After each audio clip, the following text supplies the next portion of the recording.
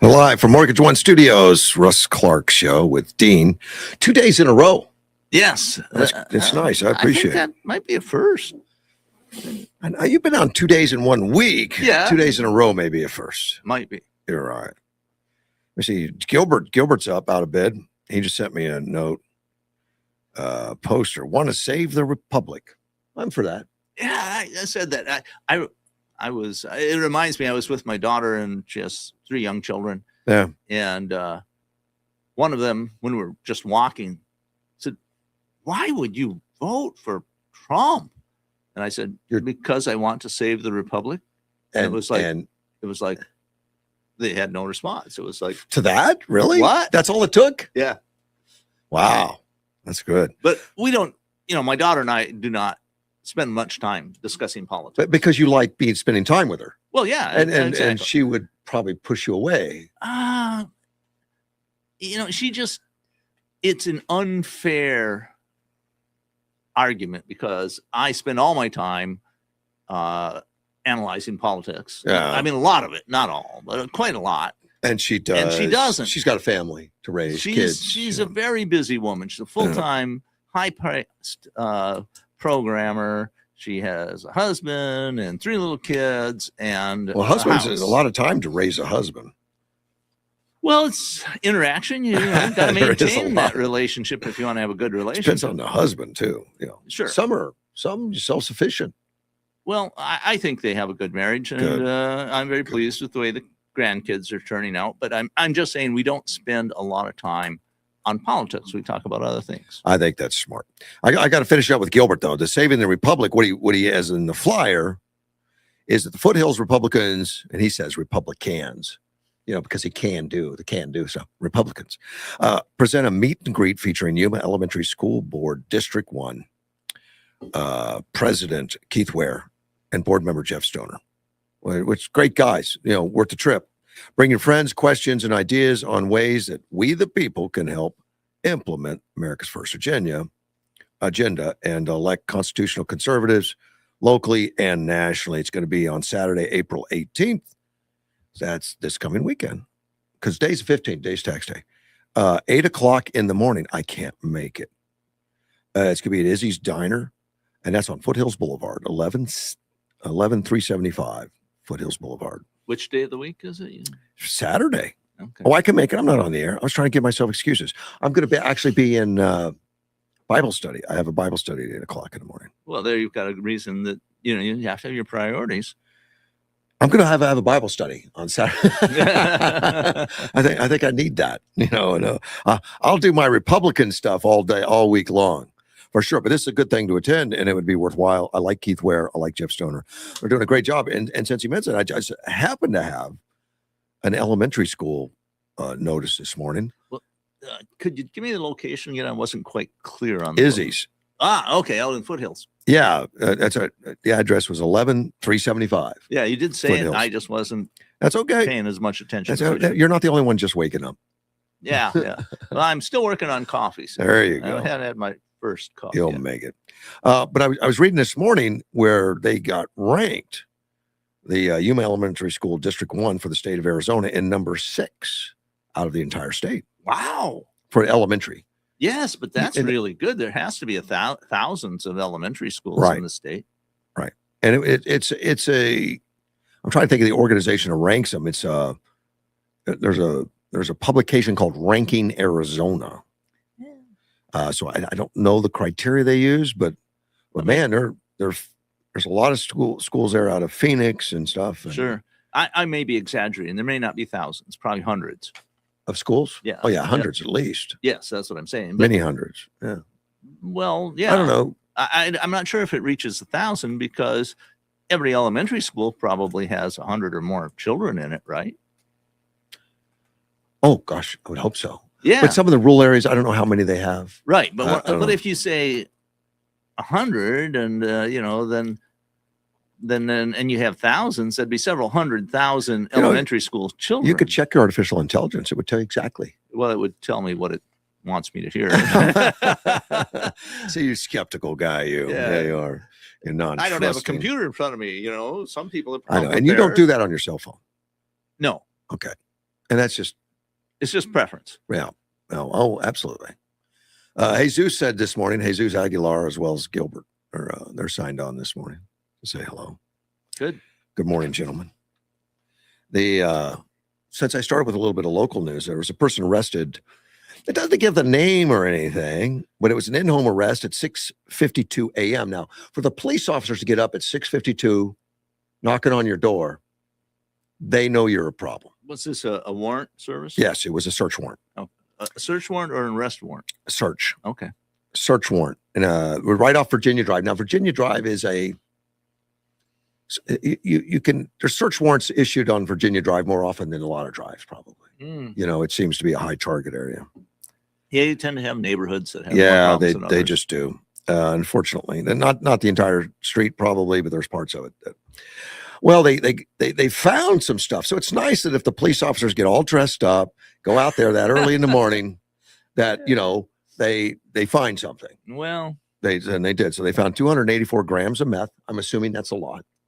It's quite a bit. 7 grams of cocaine, or nearly thereof. Now, that's not nearly there so much. 1.4 grams of Xanax bars. I don't know what that is. I don't know. 1.4 grams of Sounds what? like a protein bar. Oh, I don't think that's illegal. It's something else, I'm sure. And multiple items of drug paraphernalia. yeah. It says a 56-year-old suspect. There's no names or anything, but Well, we have we as a society have problem with drugs in Arizona and in the United States and around the world, and it's partly because we just have access to a lot more drugs we do than it used to be, and nobody's figured out a really good way to solve it. Some countries have a better program than we do. Well, countries have different programs than we do, and some people think some of them are better than others. So, well, when I say better, I'm looking at the cases of illegal drugs on the street. I mean, some of these countries put you to death. Yeah, and it seems to be a deterrent. I was going to say, are you going to call that better? I don't know. I wouldn't. I don't know. I'd rather, am I for the death penalty for travel? No, I'm not. I'm not for that. But look, I mean, and then there are some countries that were much more lenient than the United States. Oh, yeah. And Switzerland was one for a while, and there are others, but it didn't seem to solve the problem. No. I mean, it seemed in some ways you got worse. So I'm not sure what the best solution is. I don't have an answer. Wish I did. I think the way to get an answer is to take all the information from all the countries and what their programs are and look at the pros and cons of each one. I think it's one of those things we can't find an answer because there's too many variables. There's different cultures, different outlooks on the way people view drugs. Right. How much are people willing to value what a drug user's time and life versus other people? What are you willing to put up with on the streets? Look at San Francisco. I don't think in Arizona we'd put up with what goes on in San Francisco. All those are true, but I think by looking at what people have done, you get a lot of great ideas. That's how they wrote the Constitution. Well, they did, Yeah. and I think they did a fantastic job. It's just that I don't see anybody who's the closest you might say is some of the draconian measures like they have in Singapore. I mean, they just don't seem to have a lot of problems with drugs there. Is that where they do the public caning too? Yes. Yeah, that seems bad. But I'm trying to recall if they have the death penalty there. Let's take a phone call. You're on the air. Buenos dias, senor. Good morning, Gilbert. Good morning. Thank you for a shout out on our event Saturday. Happy to do it. The thing is, we got to realize during the 70s and 80s, there was such a thing. They were glamorizing drug dealing, how rich you got. And the culture of America became fascinated with getting rich, getting all these bling blings around your neck and all the cars and all the mansions you could buy. So first thing that we need to look at is the television and movie media. How they said you can do this by selling drugs. Oh, you mean they glamorize the industry? Yeah, I'd say that's true. That's true. So we were behind the 8 ball at that time, and it continues. But a lot of it is supply and demand, right? There's a demand, there's going to be a supply. And there are some countries, you get executed for dealing drugs, especially heroin back in the day. Still are. I believe Countries are out China. there, man. Yeah.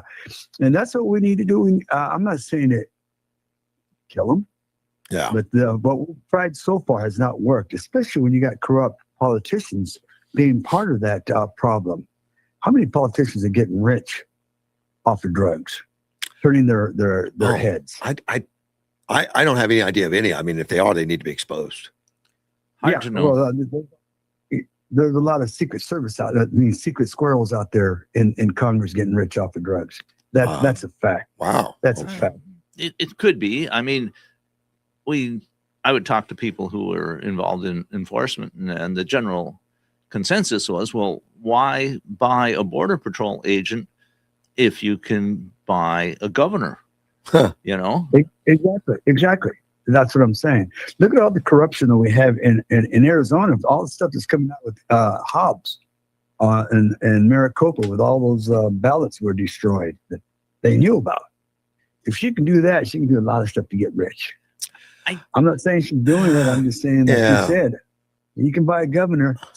Well, it is a problem in that, you know, there's tremendous amounts of money involved. So the cartels have a lot of money, and they have the opposite side. They have the stick too. You know what's it they say in Spanish?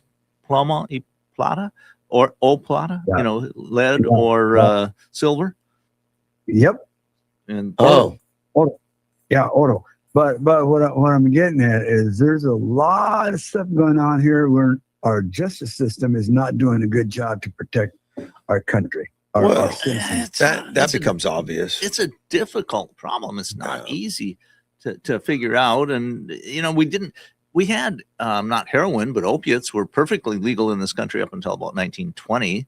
And then even around 1920, you only had to get a prescription from a doctor. Yeah. So, I mean, the drugs were not quite as concentrated, and we didn't have as many of them. We didn't have meth. We didn't have barbiturates. Barbiturates might have just been starting. And now you've got LSD and fentanyl and all this other stuff. Russ, Dean, you remember the Rolling Stones? Remember that song, Going into the Cupboard to Get Mother's Little Helpers? Yeah. What was that? It was diet pills. I didn't know what it was, but it was. I knew it sounded like it was something prescription. Yeah, exactly. Yeah, it was diet pills. Even our TV right now, the best way to lose weight right now with no problem is take Trulicity or any of the types of drugs that you use for diabetics. Oh, you can use the same drug for losing weight. Ozempic, I think. Ozempic's one of them. Yeah, all of them. See, but that's become a big problem. Yeah. Again, our own government, our own FDA is allowing this drug to come into our system to prevent fat, to get you skinny. You had diet pills forever. You have Seconal barbiturate. You have codeine. You have what? All these prescribed. Elvis Presley died because of his doctors giving him. Well, there's been a ton of those. Michael Jackson. Yeah. I mean, he had lots of money. You could buy whatever doctor he wanted. You see what I'm getting at? Where I'm getting at? We're talking about how we're going to do this drug problems. Look what we have enticing our citizens of America. Well, yeah, people do drugs because they like to do drugs, a lot of them, and then they get caught up in the addiction. And again, here we are. Our government's allowing cigarettes to be sold, even we know it's bad for you. We know it can cause cancer. We know it can. I'm not in favor of banning them, though. I don't think we should be a country. No, I don't think we should ban them. But what is then again? What is the solution?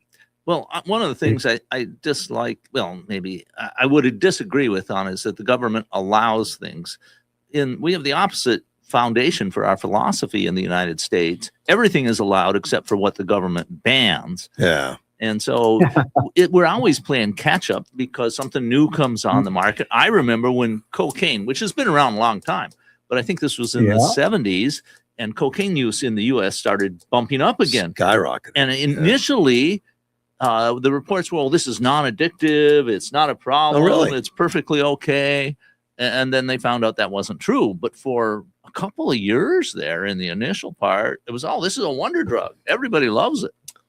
That was part of the movie hype that was going to. Oh yeah. In Florida, they said you can get was it a $50 bill, $100 bill, and they can trace cocaine on it because they used to use that $100 bill. Might still be able to. I have seen Yeah. statistics that something like 50%, 40, 50, maybe more, maybe 70% of almost all cash has traces of cocaine on it. That's what he's talking about. Yeah. Well, that's exactly what I'm talking about. So, like you said, Russ, you're not in favor of banning them. Nope. And I, you know what, I agree with what you're saying. Don't get me wrong. But the fact that we know tobacco can cause a lot of things, we're allowed to have it. Oh, We're allowed to have because people are getting rich off of it. Taxes. I'll How much taxes in a pack of cigarettes? 80%. oh my gosh. It's much higher. It's really high for taxes. I don't know. Pack of Marlboro in Ukraine was like 50 cents or 35 cents. Yeah, it's what, $4, $5? $10. $10. And it what that does too, and you know this, Gilbert, it incentivizes a black market. Exactly. That's Yeah. what I'm saying. Damn if you do, damn if you don't. Yeah, Right? yeah, you're exactly right, and that's kind of what I was alluding to earlier. Is that we just don't have a really good solution. We try this, we try that. Some things sort of work some of the time. Black market, get to roll your own cigarettes. That's another way Oh. that you can get around the Yeah, cigarette. All right. Well, is it true? I believe it is that before we got involved in the tobacco company as we are, cigarettes weren't that dangerous because they didn't have all the chemicals. I don't know. It's really hard to know. I've heard something that. like that. I've I've heard that heard it, suggested, but but I don't know if it. As I've a never seen it in skeptic labs. and a scientist, it's really, I mean, the link between smoking and cancer never was perfectly good. I mean, there was definitely smokers tended to get more cancer, Yeah, big but this, percentage more. the idea that secondhand smoke is tremendously dangerous, I just Right. don't see any proof of that. Now, if you have an allergy, it can be a problem. I don't like secondhand smoke. No, but the amount of secondhand smoke you get is so tiny compared to directly smoking. Possibly. I don't know. Well, how about all those people that get? No, I wasn't smoking dope. I just had a contact high. Yeah. Well, yeah. You know what I'm getting, Dean, what I'm getting at, before we started putting all the pesticides in the tobacco industry. I hear it, but I just don't see good evidence. Oh, okay. I mean, it might be. I'm just- not saying it couldn't be. I just don't know. You know, it's like, you better wash that fruit before you eat it because it has pesticides on it. Yeah, I think that's really good advice. That does happen around my house. But you see Thanks what to I'm Helen, saying? though. I Yeah, was but you lax. see what I'm saying? We're washing the fruit off because it has pesticides on it, Right. but yet we're inhaling pesticides from the tobacco industry. Well, we're there's- kind of counting on them washing it, but maybe they don't. I don't There's know. also, good reasons Yeah. to wash food for other things, infections, absolutely. bacteria, that kind of thing. Well, I'm going to give you guys something that was happening back in the 60s.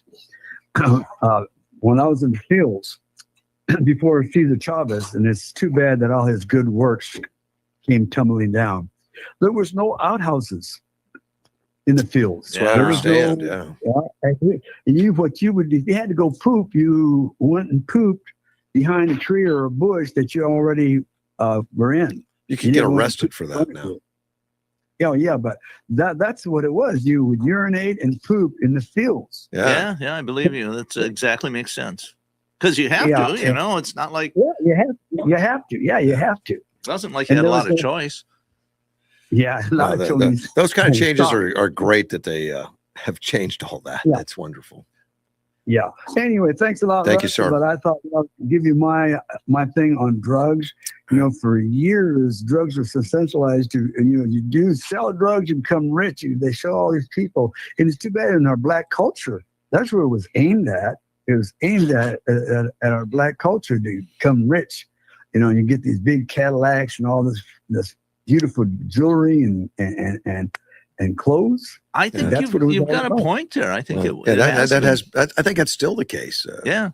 Oh yeah, That's the reason people look at that illegal activity of all kinds. But, the Right. opportunity I for mean, quick wealth. Recently, they've Look. glamorized car theft. They look how when they glamorize beating up a cop, shooting cops, and raping Oh, women, So and terrible. abusing women. Not good. Again, we're allowed to do it. it was under the First Amendment. And Frank Zappa created a lot of this. I don't think you can beat women under the First Amendment. Or shoot cops. No, but what I'm saying is they allow you to talk about it, sing about it. Yeah. Oh, Well, okay. that's part of the First Amendment. And just how far the First Amendment goes. I mean, originally, the idea was it protected political speech. What was it? I thought it was all that was speech. pretty much the understanding. Okay. Now, and then it's been gradually broadened out that it protects Speech. most speech. It's still, you get a lesser protection for commercial speech. Advertising is highly regulated in some places. Look at some of our congressmen and senators and some of our political people out there, analysts. They throw out the F-bomb like it's mayonnaise. Yeah, Yeah, they have right. become a little bit more aggressive, haven't they? Yeah. And Not that's all under of the them, but First there's Amendment. you can notice it. Yeah. Seems more common on the left. Yeah. Well, President Trump threw one out the other day. Yeah. And he got noticed. Yeah. Well, yeah. But what I'm getting at is this is what's happening because a lot of our Constitution says we are allowed to do a lot of this stuff. Well, we are allowed to do it. And we should be allowed to do it. Right. Yeah. But like they say, you're just- allowed to do it, but the consequences that you'll receive after There you go. do it. Society needs to step up. Appreciate the call, man. All right. Bye. Thanks. Bye. Yeah, very thoughtful call. Society will step up. Yeah. I never looked at the glamour of the drugs and think, God, I want to be one. Because I think along with that glamour, they really highlight the problems with it as far as life expectancy. Yeah, I think they do. But I've talked to a few going people to jail and all that stuff. who've been in the the culture, so to speak, and a lot of them say, "Well, I never expected to live beyond 30." Yeah, I know. I've heard people say that. Yeah. I think, which band was it that says, "Hope I die before I get old"? I can't remember that song. I don't remember. But there was that attitude. I don't know what old is anymore. I don't define it very well. I'm finding out. My genetics, my family, it tends to be pretty long lived, so I'm hopeful. Got a decade or two left. Yeah.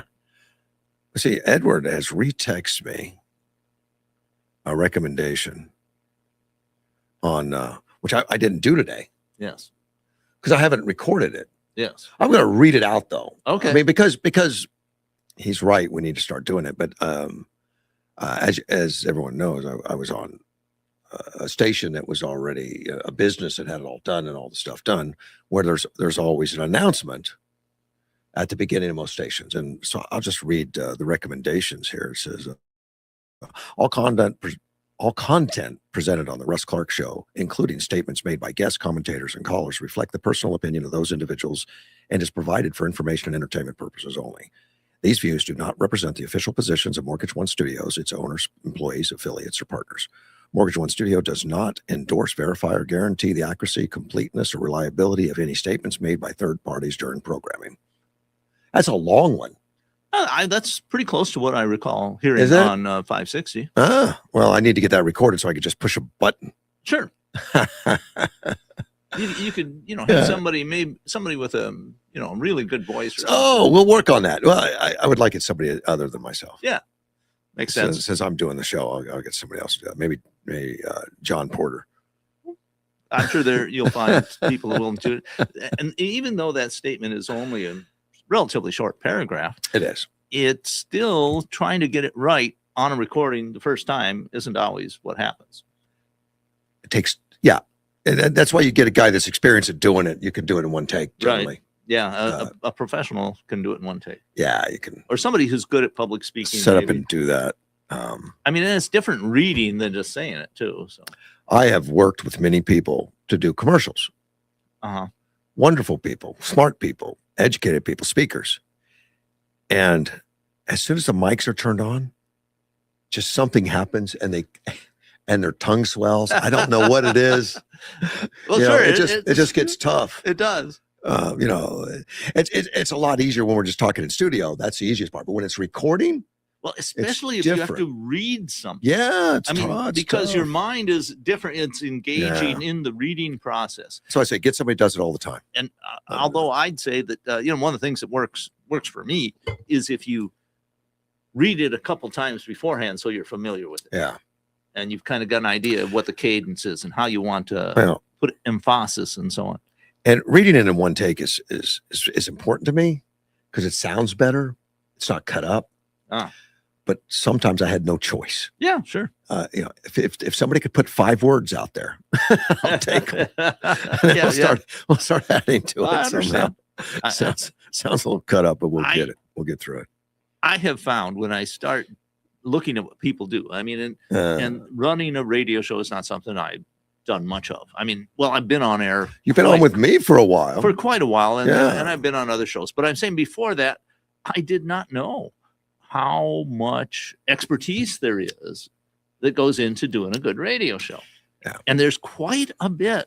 And what I found is that if you talk to just about anybody about their job and what they do, there's a lot of details you don't understand from the outside. Always. And people can be, I mean, just to mention that a sister-in-law of mine was a waitress. She was a waitress her whole career. She was really good at it. She was an exceptionally good waitress, and she made good money too because of She knew how to manage the time and manage the people. Who knows? Yes, all of that. Yeah. And there's a lot of specific skill sets that go with it. With any business, any practice of anything. Anything. And so, you could be, I'm trying to think of something that people might denigrate.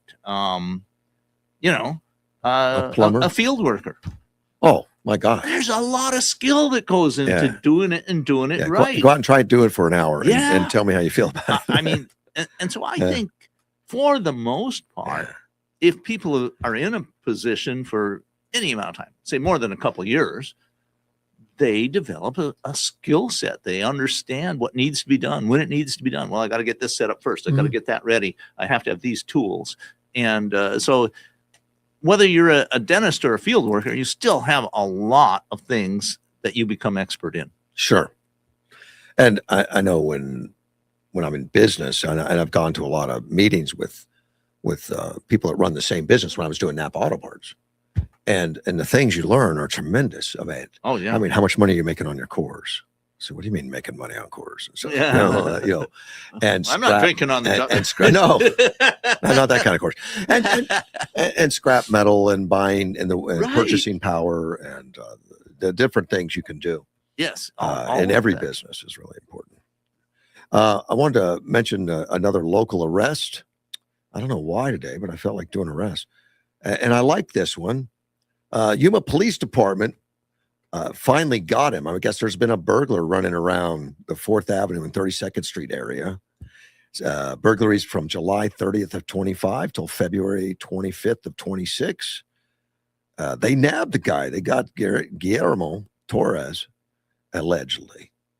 They identified him as a suspect in that. 51-year-old. Oh, gee, that's yeah, kind of 9 burglaries. Interesting. Yeah, the grand jury went to the grand jury, indicted him, and all that kind of stuff. So they have. He's being held in the county detention center for $75,000. Yeah. So maybe the burglaries would be a little bit. Have you ever been burglarized? Yes. Your house or something knocked? A place I owned. Yeah. Oh yeah, I did where I lived, and it was horrible. It's devastating. It is. It was a feeling of violation. Oh yeah. I mean, and there's so much that goes with it because you know, unless you have a photographic memory, which unfortunately I do not. Did I leave this thing out? Was it taken? Is it somewhere else? You know, should I buy a replacement? Well, my front door was kicked in, so we knew there was something going on. Yeah. And the pillowcases were gone. Oh yeah, because that's what you put stuff in. Put stuff in. Yeah, they didn't want to bring up. They could have brought up their own bag, but they did not, and they took the pillowcases. And then you're always wondering, well, when's the next time? I want my pillowcases back. Well, they actually caught the guys that burglarized mine. Well, I didn't get my stuff back. Yeah, I still don't know why. I was young. I didn't push it as much, but I was told by the judge that I would be receiving it because they had it. I never. Yeah. I just nothing was that valuable after a while. They even stole a shotgun. Now they never had the shotgun, but they had some of the other stuff. Yeah, I had a couple of firearms stolen, Yeah, and I it's unfortunate. presume they ended up down in Mexico because it was in Yuma County here. Yeah, possibly. It could have, but at least they got a suspect that for some reason they identified. Doesn't say how would they know he's tied to all 9? Is what Well, they'd find property. maybe. That's how when I've seen investigations, I don't know on this particular one, but burglaries, they often will get some indication or have a warrant, and they'll go and search the house, and they'll find property from several Okay. different. Well, they tied him. burglaries. They said they had enough information to tie him to 9 of them. There's always the possibility that he just confessed too. Possibly. But At 51, of course, he was indicted by the grand jury. They had some information to take to the grand jury. well. They got the evidence before they go to the grand jury. Yeah. And maybe he confessed before then. That's very But possible. then, did you still need to go to the grand jury? I'm Um, unfamiliar with the legal you steps. could, yes. I've heard of people, confessions going to a grand jury. Sure, Okay. it can happen. It's up to the prosecutor. Yeah. You have a choice here in Arizona. Prosecutors can go through a grand jury, or they can just bring charges themselves. We've been reading. We have read quite a few stories of the decrease in crime, decrease in murders in the United States, and it's been in some of those cases, it's been the lowest it's ever been since we started recording. Well, with homicides, With it homicides, is. yeah. It's the lowest we've ever seen. I had a friend of mine ask, "Well, what's going on with this? What do you think is happening?" Right. And that's So- a great question because we don't have harmony in the United States. We don't have everyone getting along. In fact, we've got more political disagreement now than I can remember. I think I came up with 3 reasons. One is we've got cameras and recording devices everywhere. Right. So your chances of being caught are a lot But greater. it seems to be a flip switched since Trump was reelected. Right. So, and we had cameras during Biden. Sure. But the trend line started under Biden, Possibly. going down. Okay. So then the other thing, but contrary to that, a counter indicator is that we don't have the clearance rate for homicides has not gone up; it's gone down. So the clearance, You mean people that are the people that we convict of homicides or arrest for homicides, the percentage has gone down. oh, really? Right. So So we're not convicting more people of homicide. okay. We're just fewer So- being, So another possibility is that illegal immigrants were a significant part of that. I've read those stories. And it's hard to get data on this. I was going to say the data is how do you do that?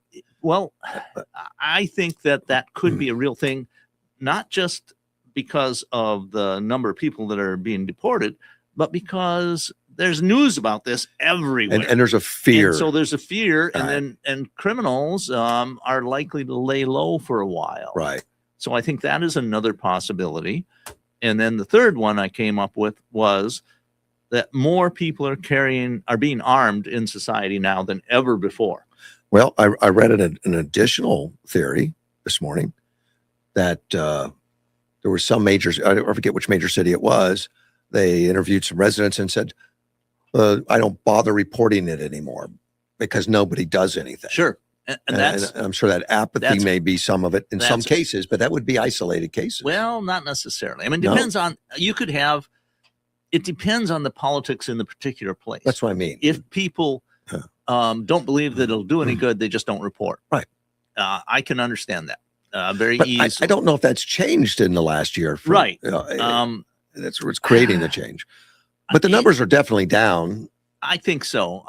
I think that is something I always have to worry about is reporting. And we've changed some of the reporting systems. The FBI, UCR is different now. They went to a different type of reporting system. There's been a few cities and stuff that had to fire people for underreporting intentionally. Well, that was under a lot of them appears to be under political pressure. Right. Because our numbers are too high. So we're not going to charge felony. We'll charge the lesser crime. Right. It's an to keep the numbers ongoing down, problem. I remember this 20, 30 years ago, people complained about some cities that the police force had pressure on them. I think it was New York City, I'm remembering, if I'm remembering correctly.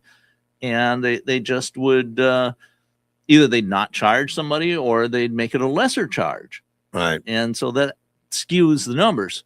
So these are not easy numbers. It's not like we have an absolute number, like I picked up this rock and not that rock, one rock, it's, No, yeah. it's like, it's Oh, a complex reporting system, and that can have an effect. Yeah, I agree, but I do believe it is down. I believe the overall I'll give you numbers, because those peculiarities exist all Yeah, the time. I will give you an anecdotal reason I think that they are down is that, say 10 years ago, I always look at how many defensive shootings I can find. I mean, it's one of the things I do as part of my research for writing. Uh-huh. And I would get about 4 or 5 a day. Okay. Well, lately, and I'd say for the past several months, maybe the past year, a couple a day. I mean, it seems to have been a significant drop. And I liked what you stated earlier, that the fear of getting caught is higher. Yes, It's been more publicized, especially from people of, that may be in the country illegally. They realize that you're going to get turned over to ICE. Yeah. So, and maybe it's straightened out some of that. And there's been a lot of people that have self-deported that knew they were in trouble. Sure. Like MS-13 or whatever, they knew they had trouble. But we don't know any hard numbers. No, I don't think we know. We have some indications that are pretty good. One of the things I did, several years ago, when I was trying to get a handle on this, and there were some people that reported like how many illegal aliens are there in prisons. And there's some ways you can try to get a handle on that. Anyway, I ended up looking at the most wanted list. Texas has their own most wanted list. Uh-huh. And the top 5 on it were always illegal aliens. Okay. And I'm going, how'd that happen if they're not doing crime more than other people? Don't know. So there are indicators out there. I think they're pretty strong indicators that, and the biggest thing is that most of the numbers that are put out to claim that immigrants have a lower level of crime is because they include all immigrants. Correct. Legal and illegal. And also among the illegal immigrant communities, because people tend to bunch together, there's a tendency not to report. Correct. I also think there's a large group of people in the country, not legally, but want to remain that low profile. They're not going to cause problems. They're going to stay true and straight and do all that. And I would think that's the majority. And I've talked to some enforcement people, and another problem, I mean, I think it's obvious, but maybe it's not so obvious to everyone. And that is, if you're here illegally, you always have a refuge you can flee to. You mean back to your own You're country? not officially in the United States. Right. So Or they don't necessarily have your fingerprints and everything, and they don't have any place to track you down to, and they don't have a driver's license that they can track you with or credit cards. Uh-huh. And so you commit some crime here and you want to get out of where the area where it's hot for you, so to speak. Well, you go back somewhere else, and now you're in another country. It's much harder to find. How much information do we really have, though, with all the cameras and all the voice? A lot more. It's really building I mean, up. is it easy to hide in plain sight anymore? Harder and harder. Harder and harder. I mean, one of the big problems is that most people don't expect to pay cash for stuff. And if you do things on a credit card, it's all tracked. I never pay cash. I try to pay cash a lot. Well, you have a different mindset of that, and I appreciate it. You don't. It's none of your business type stuff. But it's harder and harder. Try know. buying a new car with cash. You can do it. It's doable, but they're going to want to know where that cash Oh, came cash. from. That's right, because they're going to see over $10,000. It's going to be and it's doable, but it's I imagine it would be. When I bought the Hyundai, I got a Did you pay cash? Cashier's check. Cashier's check. Took it with me. And that worked just fine. There was no problem with that. Yeah. But it was a cashier's check. They knew what bank it came from. They can trace it to me. I think I put one on a credit card once, but they don't. I forget how they did that. Well, and there was something different with the fees or something. I mean, if you use a Uber, that's on phone. Yeah, it's all digital payment. Yeah, I don't think they accept cash on it. It's maybe somebody can call it and let us No, know. they don't. So, and I like that because it makes it safer. It makes it safer, secure. You know who's going to get in the car before they get in. Exactly. Unless they stole the credit card and the Uber number. I mean, you'd have to steal a lot. It's tough. Yeah. It makes it tough. It's one of the reasons I think that robo-taxis or cyber cabs or whatever can work is because they will always know who's using the service because Right. it's all digital, all tracked all the time. Yeah, they know who they're going to pick up. We know who's coming. Right. We got the driver, I mean, the type of car, the license number, the driver's name Yes, everything. before they get there. You know, in the past, you know, taxis, you know, taxi drivers, God bless them, man. They went into rough neighborhoods. Somebody jumps in the back car and says, "Take me here." You know, you don't know Well, it's anything about them. Yeah, and some of the taxis, you know, were willing. There's that famous movie, Taxi Driver, I think it's called. Yeah. And he taught. Of course, it's a movie, so why should we think that it's anywhere It's near based reality? on reality, probably. Maybe. A lot of movies are fantasy. Sometimes. But there was a lot of problems with taxi. You'd hear about taxi Oh, drivers sure, exactly. You know, because getting it's robbed very and hurt vulnerable, and kind stuff. of like being Yeah, a they're vulnerable. convenience store clerk. You know, You don't- dangerous job. You don't hear as much with Uber. And if an Uber driver's out of line, they get reported right away. They get pulled off. I have heard of several cases. Well, there's with been some, Uber but I'm talking drivers. percentage-wise. Yeah, I don't know percentage percentage-wise. That'd be interesting to find out. They're being watched. Yes. And now with cameras coming in all the cars, and those cameras like in the Teslas, those are interior cameras too. Oh yeah, and I recall, wasn't there a bill passed just recently that said all new cars after 2028, maybe 2027, had to have a camera that's watching the driver? That's crazy, but I don't like the government getting in there. No, I don't either. But, that's the way it is. That's why you know, older cars are going to become more and more popular. Maybe this whole idea of being masked will have a whole nother purpose. Maybe. Republicans apparently are moving to fund the Homeland Security the hard way. You know, we're still in a shutdown. But I know they found a way to pay the TSA guys and all that, but it's all patchwork. They still can't get a budget through. Democrats aren't going to let it, and Republicans are not going to say, "Okay, you get your way. We're going to start putting all these weird rules on the ICE that they don't put on cops." You know, police officers, they don't have any rules says you can't be masked, but they want to do it for the ICE. And for police officers, you don't need a judicial warrant to make an arrest, but they want to do that to ICE. It's, you know, it's just crazy. You know, philosophically, I do not like the idea of officers being masked, but it shows that we have become degraded as a society enough. We have to worry about it.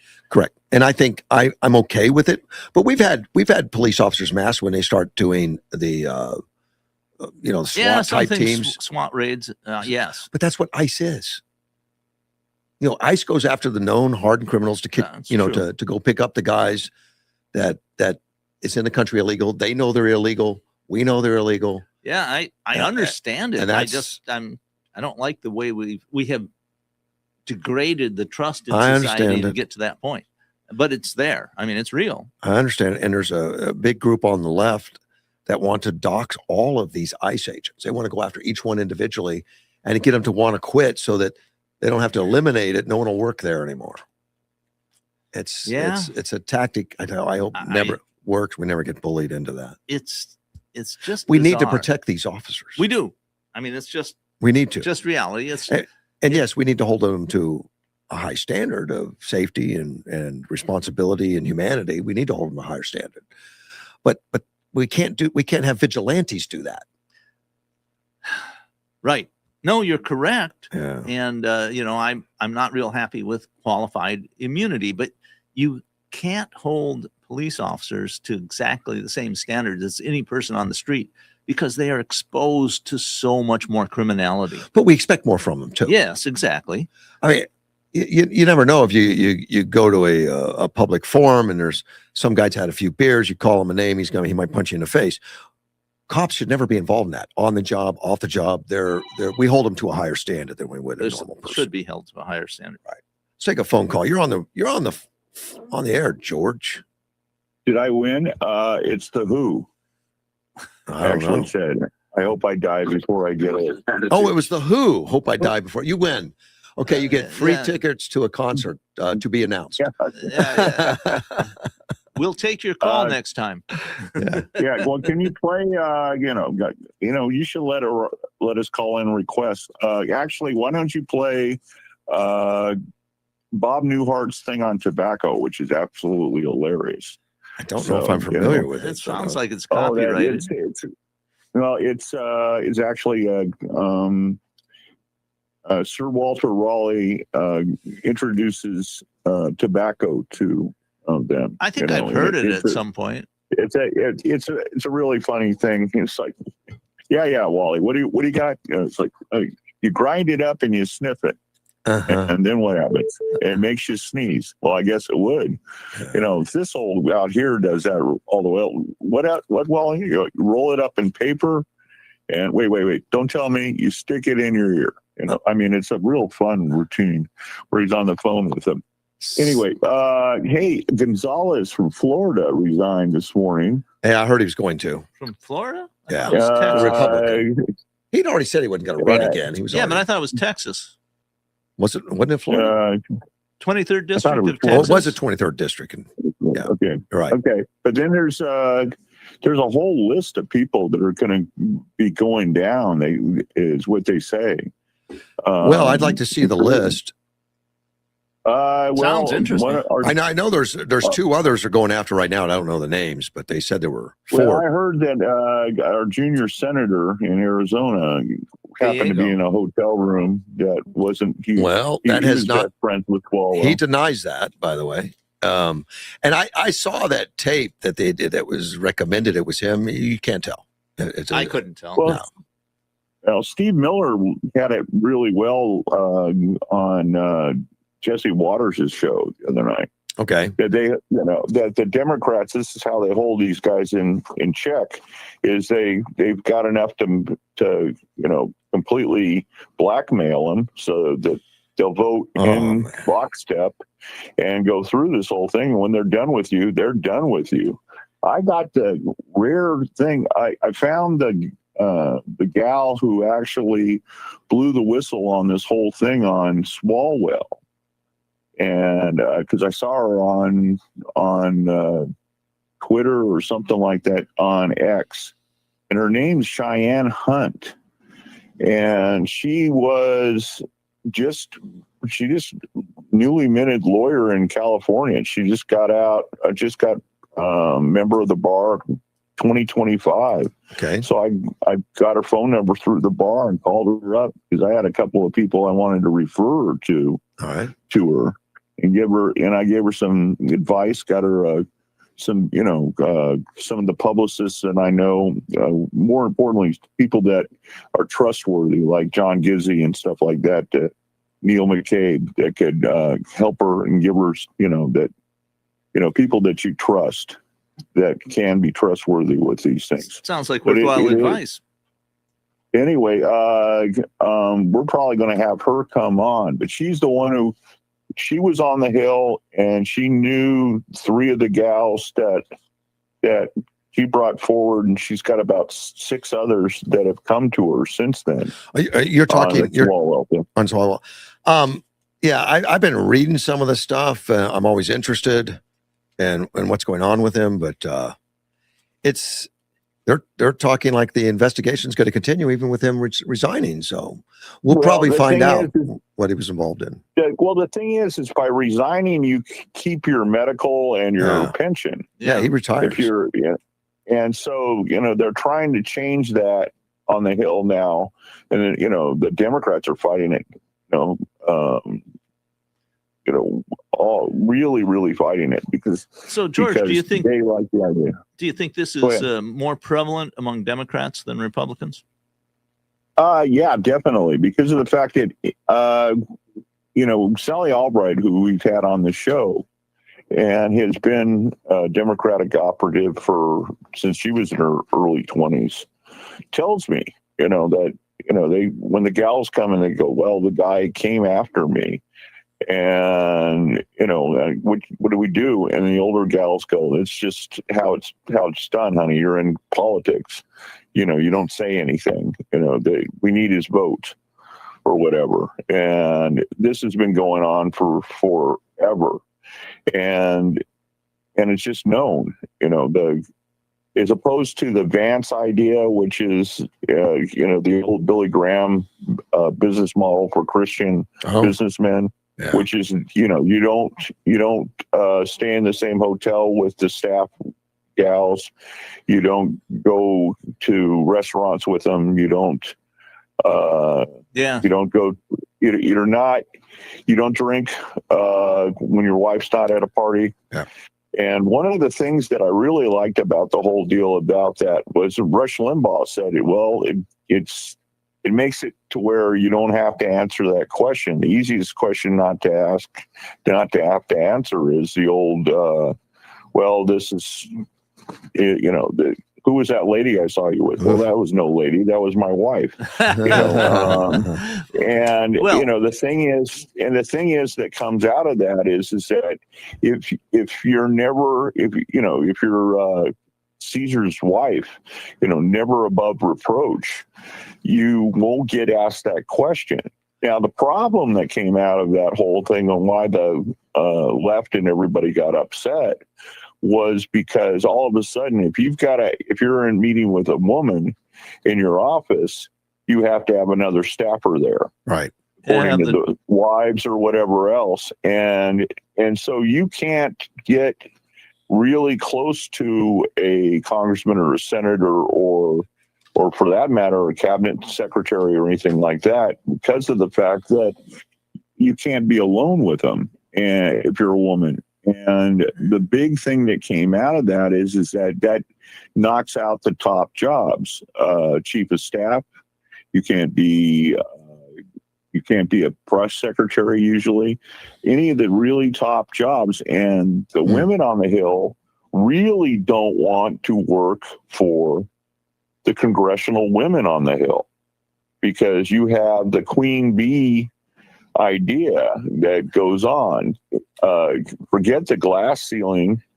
Most women on the Hill will tell you that it's an ironclad ceiling, and that the women will, if they feel any kind of a threat or whatever, the gal's too pretty or whatever, they will shut down and destroy their careers.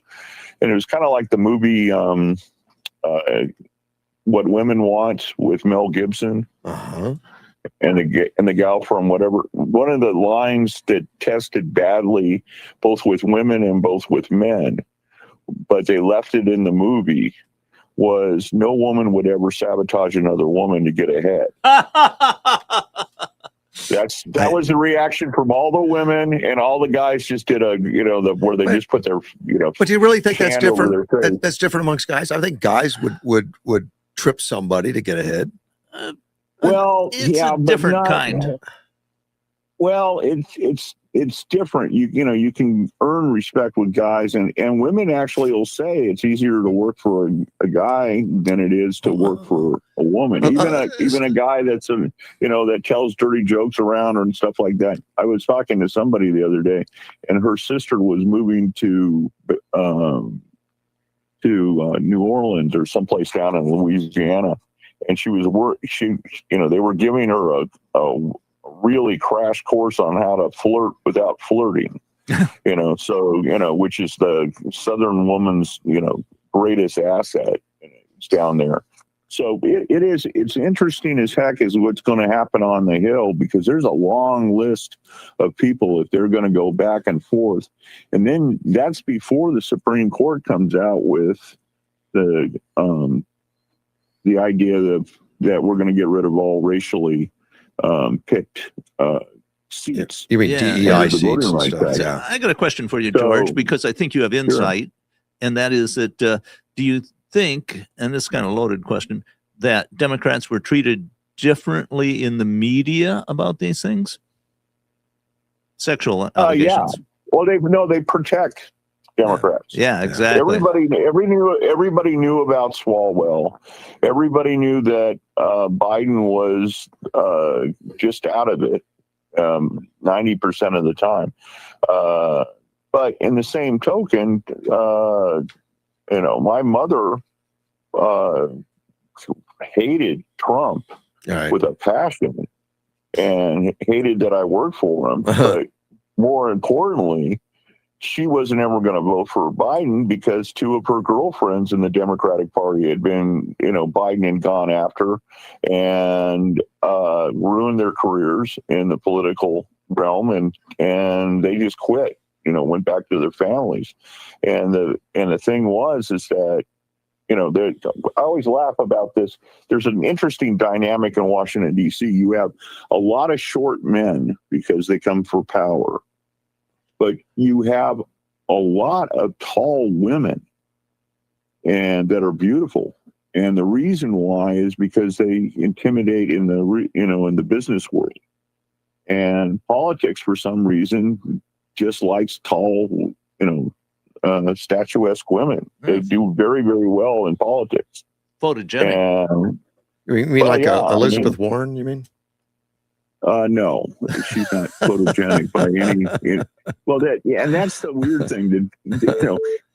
Look at the long list of Democratic women versus the long list of Republican women. I mean, it's like night and day on how they look.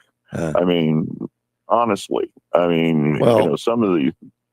Yeah, people have pointed out before, like on Fox News, they have attractive blondes and something. They, of course, sometimes they try to degrade them and say that they're not smart or something. But I think they're very bright. But it's unfair that we pick on women like that. We don't do guys. Well, we could make a statement. If you go online, there's a couple of really great exchanges on the old Johnny Carson when Joan Rivers was acting as guest host, and if you really want to sit there and just laugh, pull up the ones when Betty White came to visit, because the two of them just are, they pull out the knives and go after each other, and it's just hilarious. And that was I just used to laugh because they, it's like, well, such and such. Well, you must be so much fun on a date if you actually ever had one. That kind of stuff. I mean, these gals could do it. Were really great insults back and forth. But yeah, that was one of the things she said. Well, whenever I see somebody absolutely like Bo Derek, please tell me she's dumb. Well, she's not. She's now the executive director of the Del Mar racetrack, and she's on co-chairman with David Batchelder, a friend of mine. Oh, by the way, your fact checker, you might want to know, has a birthday tomorrow. I saw that. Yeah, so we, I also saw the note I wrote to myself that he doesn't like anyone to mention it. Yeah, I know. That's why I mentioned it. I had a note on that. Edward's birthday, don't mention it. Yeah, good job, George. Yeah, well, we're now both in trouble. So anyway, but one of the things that you guys didn't bring up about the fentanyl crisis is one, which kind of interesting, is I've heard this through the thing on the cartels. One is that the cartels will hang you on site if they find you putting fentanyl into cocaine, because that's ruined the high-end market, apparently. And I actually know a producer in Hollywood that they must have put him through rehab for cocaine 100 times. And the only thing that got him off of it is now he's absolutely terrified that he's going to be poisoned if he ever takes it because of fentanyl. Yeah. So, that got him off of it. And, and it is going to be, it is in the stuff that they're now finding in San Francisco. I mean, some of this stuff is just, where did they come up with it? What evil person came up with some of this stuff? Their skin comes off of them and everything else. You mean the different ways they're mixing into the drugs and stuff? Yeah, it's dangerous. It's like it's got like horse tranquilizer mixed with whatchamacallit, which mixed with, and the thing is that a friend of mine who's moving said this. He went he goes, when I look at where I want to move, I go and look at the city parks, and is a city park full of vagrants, or is a city park full of families? Yeah. And that tells you what kind of a city council you have, and and what their whole thing is, because are they protecting the families who pay the taxes and everything else? Think about this: San Francisco has twice the number of homeless as they do children in schools. Now there's a death loop for you. If you don't have kids going to school in your place, that means you don't have families, which means your city's dying. I think that one should die. So yeah, I don't know if it's done dying. We'll see. Okay. Well, anyway, All right, let's. buddy. Hey, everybody, have a great week, and All right. Pay your taxes, George. well, yeah, I already did that. All right, I don't make any money anyway. All I'm in right, politics. all right. Yeah, okay, talk to you guys later. Yeah, you and Nancy Pelosi. All right, buddy. Thank you, man. Yeah, I was going to make a snide comment, but I will forego that. Yeah, he mentioned Ruben Gallego, which was friends with Swalwell, and Gallego was his campaign manager or national chair. He was on the board of or as national chair for Swalwell during the 2020 presidential campaign. They famously took a picture in, I don't remember what country it was. It was overseas, Saudi Arabia, Middle East, somewhere. I don't know, where they were on camels with no shirts. I don't know what that picture was all about, but they were doing some kind of junket with legislatures. Well, So they spent a lot of time together, and Swalwell mentions that Gallego was his best friend. Yeah. So you don't want a best friend that all of a sudden has all these charges. It's not good. No. And I saw a video on YouTube where some lady from Arizona, I don't know who she is, talks about Swalwell a little bit and says that Ruben Gallego's next. And I have no idea what she knows. She didn't say it. She just said, I don't know. you don't want to jump to that. I recall somebody saying, if you want a friend in Washington, buy a dog. There you go. Well, Gallego is coming out very strong now with separation. Yesterday, he was approached in an impromptu press conference. That means he can't outrun them. They're chasing him down the hallways now. Yeah. Look, your best friend in the world is getting all these allegations. Were and you stuff, involved? everything. Do you know any of the women involved? You Yeah, come up with this kind of stuff. Well, right away, he said he lied to the most powerful people in the country, and they trusted him. They trusted him with some of the most sensitive spots in our government, whether it was on Judiciary Committee, Intel Committee, impeaching Donald Trump. And that clouded my judgment, my friendship with him, our family's friendship together with him clouded my judgment, and I was wrong. I deeply, deeply regret that. Yeah, buy a dog. Wow. And last week he stated that their kids went to baseball camp together, which is normal. Babysat one another's children. His chair for his presidential bid that I mentioned. But the pressure doesn't stop. The reporters could have fallen around. And he was pressed on the rumors that he was involved. So the press is actually asking those hard questions. Like, you've been rumored to be involved. He said Swalwell was flirty, but nothing along the lines of the allegations that sank his gubernatorial bid in the congressional career, nor activity that I would say would rise to the occasion that I would be able to, not talk to the wife the next day and be able to look them in the eye. And because they're asking him, like, there's so many rumors have been going on for so long. How could you not know your friend was involved? He says he was flirty. And then he says, when allegations began to surface online at the onset of Swalwell's gubernatorial run, Gallego was supporting him. I mean, this was like the other day. He said Swalwell manipulated him into believing it was a smear campaign similar to the one used against him during 2024 race against Kerry Lake.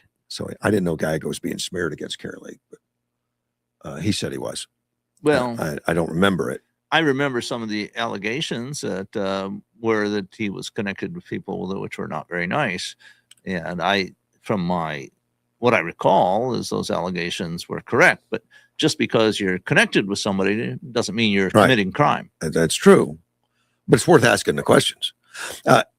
Gallego says he knew I came off a horrible race where I had to answer to my family. I have to answer accusations to my best friends, to my kids. And he fed into that. He fed into it. And I fell for it like everyone else. I fell for the lies. I regret it. But that's what happened. So he's going all in with this. Yeah, you know, it's, He's really, and I don't know how good of friends are they. I mean, I don't know. Gallego has been in the Congress how long? 3 years, 4 Or, years? I don't know, quite a while. But he's So- he's been in the House. He was in the House with him. Now he's a senator. Yeah, Okay, so So- I don't remember how long he was in the House. But yeah, that's a good question. So we don't know. So they it'd could have be easy to developed a look it pretty up, but- significant friendship over that time. Yeah, I mean, I look at it very cynically and I say, oh, well, you know, he's Machiavellian. Throw this guy under the bus because he's no longer useful to me. I would say that they were good friends, babysitting each other's children's, going to That sounds like a pretty high level of friendship. Yeah, it doesn't mean he knows what he's doing privately, but Well, that's true. I mean, people have secrets. yeah. And if you're a politician, you probably have more secrets than most people. Yeah. And if you're smart, you keep them well hidden. Nancy Pelosi was on air the other day and asked about it. And Pelosi's responsible for Swalwell's rise in the party. Yes, that's what I read. Is that Um, she was the major support behind him. And apparently some questions came up about these rumors, and Nancy was aware of them and put him in high positions anyway. Let's consider that the timing on this. I think that a lot of people knew that there was a lot of smoke around Swalwell, but they had to weed out the Democratic people running in the jungle primary in What do California. you mean for the race now? Yes, because it looked like 2 Republicans were going to win. So you had to get rid of somebody in that top tier of Democrats, which were 3 of Swalwell was 1. Yeah. And so to me, that's the obvious reason why this has come up now, because somebody said, well, who can we get rid of? Well, we can get rid of Swalwell. Look at all the baggage he's got. Ma- To me, that's what happened. It seemed to be one of those things of flipping the light switch again, like it just went boom. Yes, done. exactly. You know, just And- everybody all in unison, Right. which is weird. Well, it's not if you consider that the party people in the party high up Yeah. made a decision. Look, we can't have 2 Republicans win the jungle primary. We've got to get rid of there's too many Democrats in the race. And you think that's what did it? They Yeah, would've- absolutely. I think that's what did it. Well, they've got a lot of women coming forward now, and there's I don't remember the name of Yes. the one that's And most, they've been there for years. yeah. And then all of a sudden, when you need to get rid of somebody, all of a sudden, here they are. Well, but I was listening to somebody that was explaining, I think it was Dr. Drew, that was saying, look, when these people may have kept quiet because they knew he was in such power. Oh, They- sure, of they course. wouldn't believe her and all that stuff. And when you see somebody coming forward, it gives others courage to Sure, do it. of course. So some of that's All happening. of that is correct. Some of that's possible. And part of the reason that you have people coming forward and believing it is because people in power are throwing him under the bus. And I'm Yeah. not saying they're not doing it without good reason to, but as you mentioned early on, is that some people believe, and I think it's a strong possibility, that a lot of politicians have baggage that is used by people in power to keep them in line. Now, Swalwell, and we know there's been some people accused of doing things that I don't believe was true. I mean, the women came forward. I mean, like Oh, sure. Kavanaugh thing, I thought Yeah, I was agree, ridiculous and all that 100%. stuff. I have no idea on this. We don't know enough. But Swalwell, you know, he dropped out of the race. He resigned. He's resigning as a congressman. I don't Right. And he says, but at the end of the story is put in there that he says, I will fight the serious false allegations made against me. He wrote that in his resignation. However, I must take responsibility and ownership for the mistakes I did make. Sure.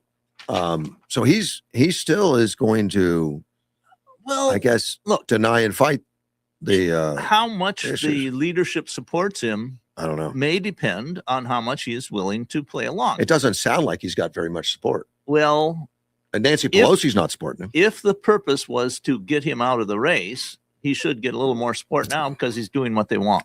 Yeah, because Nancy's been on the air and asked the same questions. She's going to be asked the questions. Sure.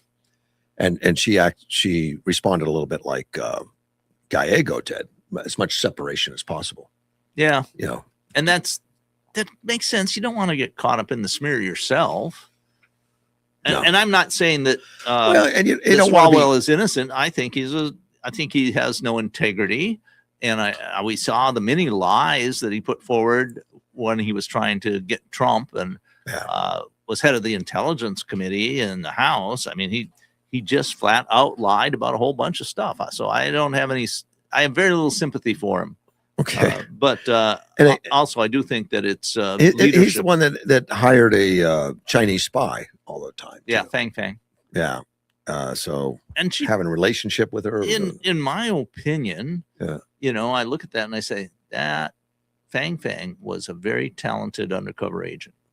She's in China now, right? She took off. I think she went back to China. She Yeah. probably got great bonuses. If I were in charge in China, I'd say, good job. Yeah, but what did she really do? I mean, We don't know. we don't know. Yeah, we don't know.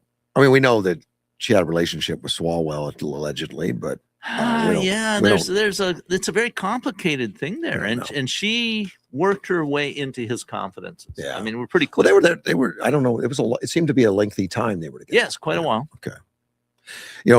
Recently, and I was watching some news channels last night where they're playing a lot of tapes of Swalwell over the past few years. Oh yeah, there's a lot there. When he's saying like always believe the women type conversations, yeah. and that people have to answer for it, and it's mostly a Trump and things like that. Yeah, there's a whole lot of stuff when the Democrats were in the majority in the House and he was in charge of the Intelligence Committee, where he just put out stuff that wasn't true. I mean, Right. and said, this is the way it is. This is the Well, way see, it is, time after time. And I have the proof. And he never did. And after the Fang thing broke, the Republicans came forward and said, take him off the Intelligence Committee. And Pelosi refused. Yes. Correct. She stood by him. She's not now. Right. But it's no longer to her political benefit to stand by him. She's done anyway. She's not rerunning again, right? Is she running? No, I thought she was. I think she's retiring. She's in her 80s, isn't she? I believe so. Yeah. That's they have a long career in politics. And, they don't leave. I think you said it earlier, that Pelosi basically brought Swalwell into the system and promoted him, and he's one of her proteges. Right. And it didn't end up well. Or was one of her proteges. Now he's on the outs. Well, and Pelosi's due for retirement in just not many months. Right. Well, which, and I know a lot of people want term limits and all that. They say, because term limits, we won't have people I don't like. But coming from the San Francisco Bay Area, there'll be another one that steps in that's a Pelosi Jr. because it's the voters that put her in, the voters that kept her. Right. And they're going to keep someone of like mind. Maxine Waters leaves. There's going to be another Maxine Waters type person. As a close watcher of politics, who we both know, Joseph Melchioni said, we have term limits. It's called the election booth. Yeah. I mean, incumbents have an advantage. They do. No, recognition and money and stuff, but the incumbents lose too. A Florida doctor was just charged because he made a mistake during surgery, and he was charged with manslaughter. Oh, it's horrible. But it doesn't seem possible what happened. I'm sure you're familiar with. This is an endoscopic procedure where they're putting a remote tool in, and they're so watching it's not it. like he's got the abdominal cavity wide open and looking at everything. Except they do have MRIs and machines and X-rays, whatever, on there, so and this is not everything. a common mistake. It's extremely rare and unusual, and it happened. They were supposed to take his spleen out, and they took out the liver. Yeah, just horrible. I just didn't know that would be possible. Well, I find it hard to believe that it is exactly as stated. Now, I suspect they took out a portion of the liver, but the liver is a large It's organ. a very large organ. Spleen's not not very big. large. Yeah. And so, you would take out a huge amount of material and still think it's the spleen. But the liver bleeds really bad. Well, the patient died on the operating table. Exactly. From blood loss. Exactly. And it was a 70-year-old Bill Bryan from Alabama. And he was getting the procedure done because you have to go find a good doctor. You go to Florida. Well, whatever. I mean, it's a tragic. Yeah, it was terrible, but I guess it surprised me a couple to make that mistake, but because I'm not a surgeon and I don't know. But the liver is such like you said, a large organ. Maybe they just removed part of it and he bled. I don't know. But it's a very unusual circumstance, and it's tragic. But he's just being charged. The grand jury has spoken, according to the sheriff, Walton County sheriffs. Our duty is to follow the facts wherever they lead. The grand jury has spoken, and our responsibility is to ensure the charges are carried out through the proper legal process. Our thoughts remain with the victim's family and their unspeakable loss.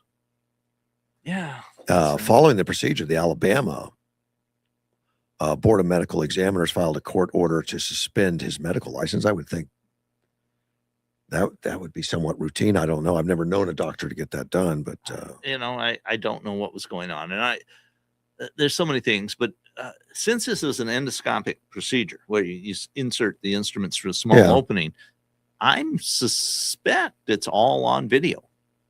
Oh yeah, because they record those. Yeah, generally. They do. So people can look back and say, "Here's what. Oh, that's where he went wrong. He shouldn't have done that."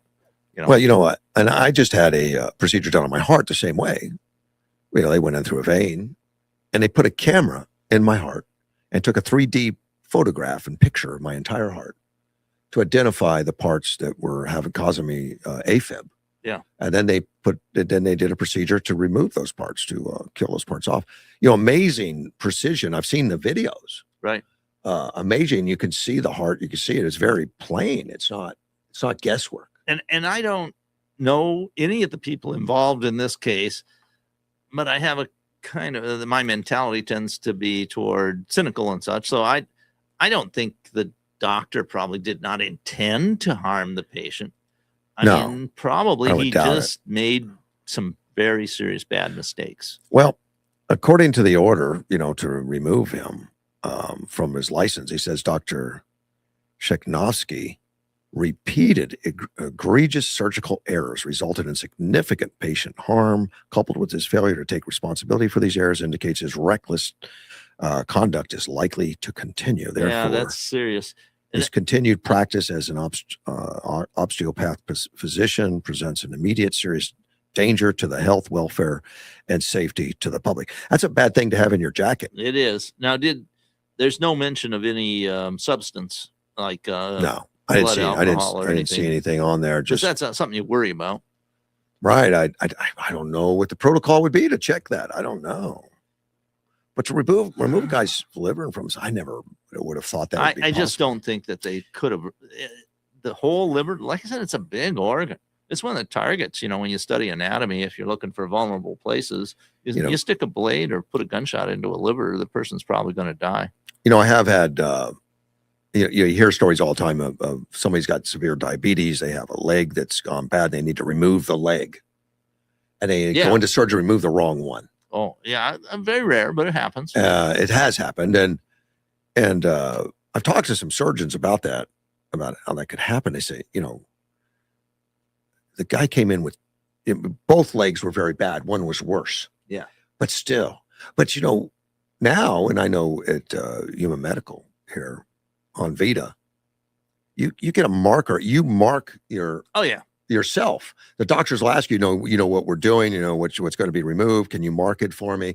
You actually get a black marker and mark your leg. There are a lot of protocols in place. They do. To prevent problems, and mostly they work very well. And before my procedure, I was asked many times, "Who are you here for? Who are you here? What doctor are you here to see?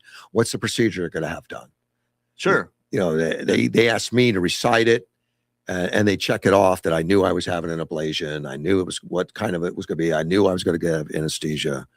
And that was checked multiple times. And I recall when I've had some scans done, they'd ask me, what's your name, what's your birth date, to make sure they had the right person. Oh yeah, yeah. They do all that. They checked. I get tags on me. Yeah. They check the tags and they ask me my birth date and all that stuff.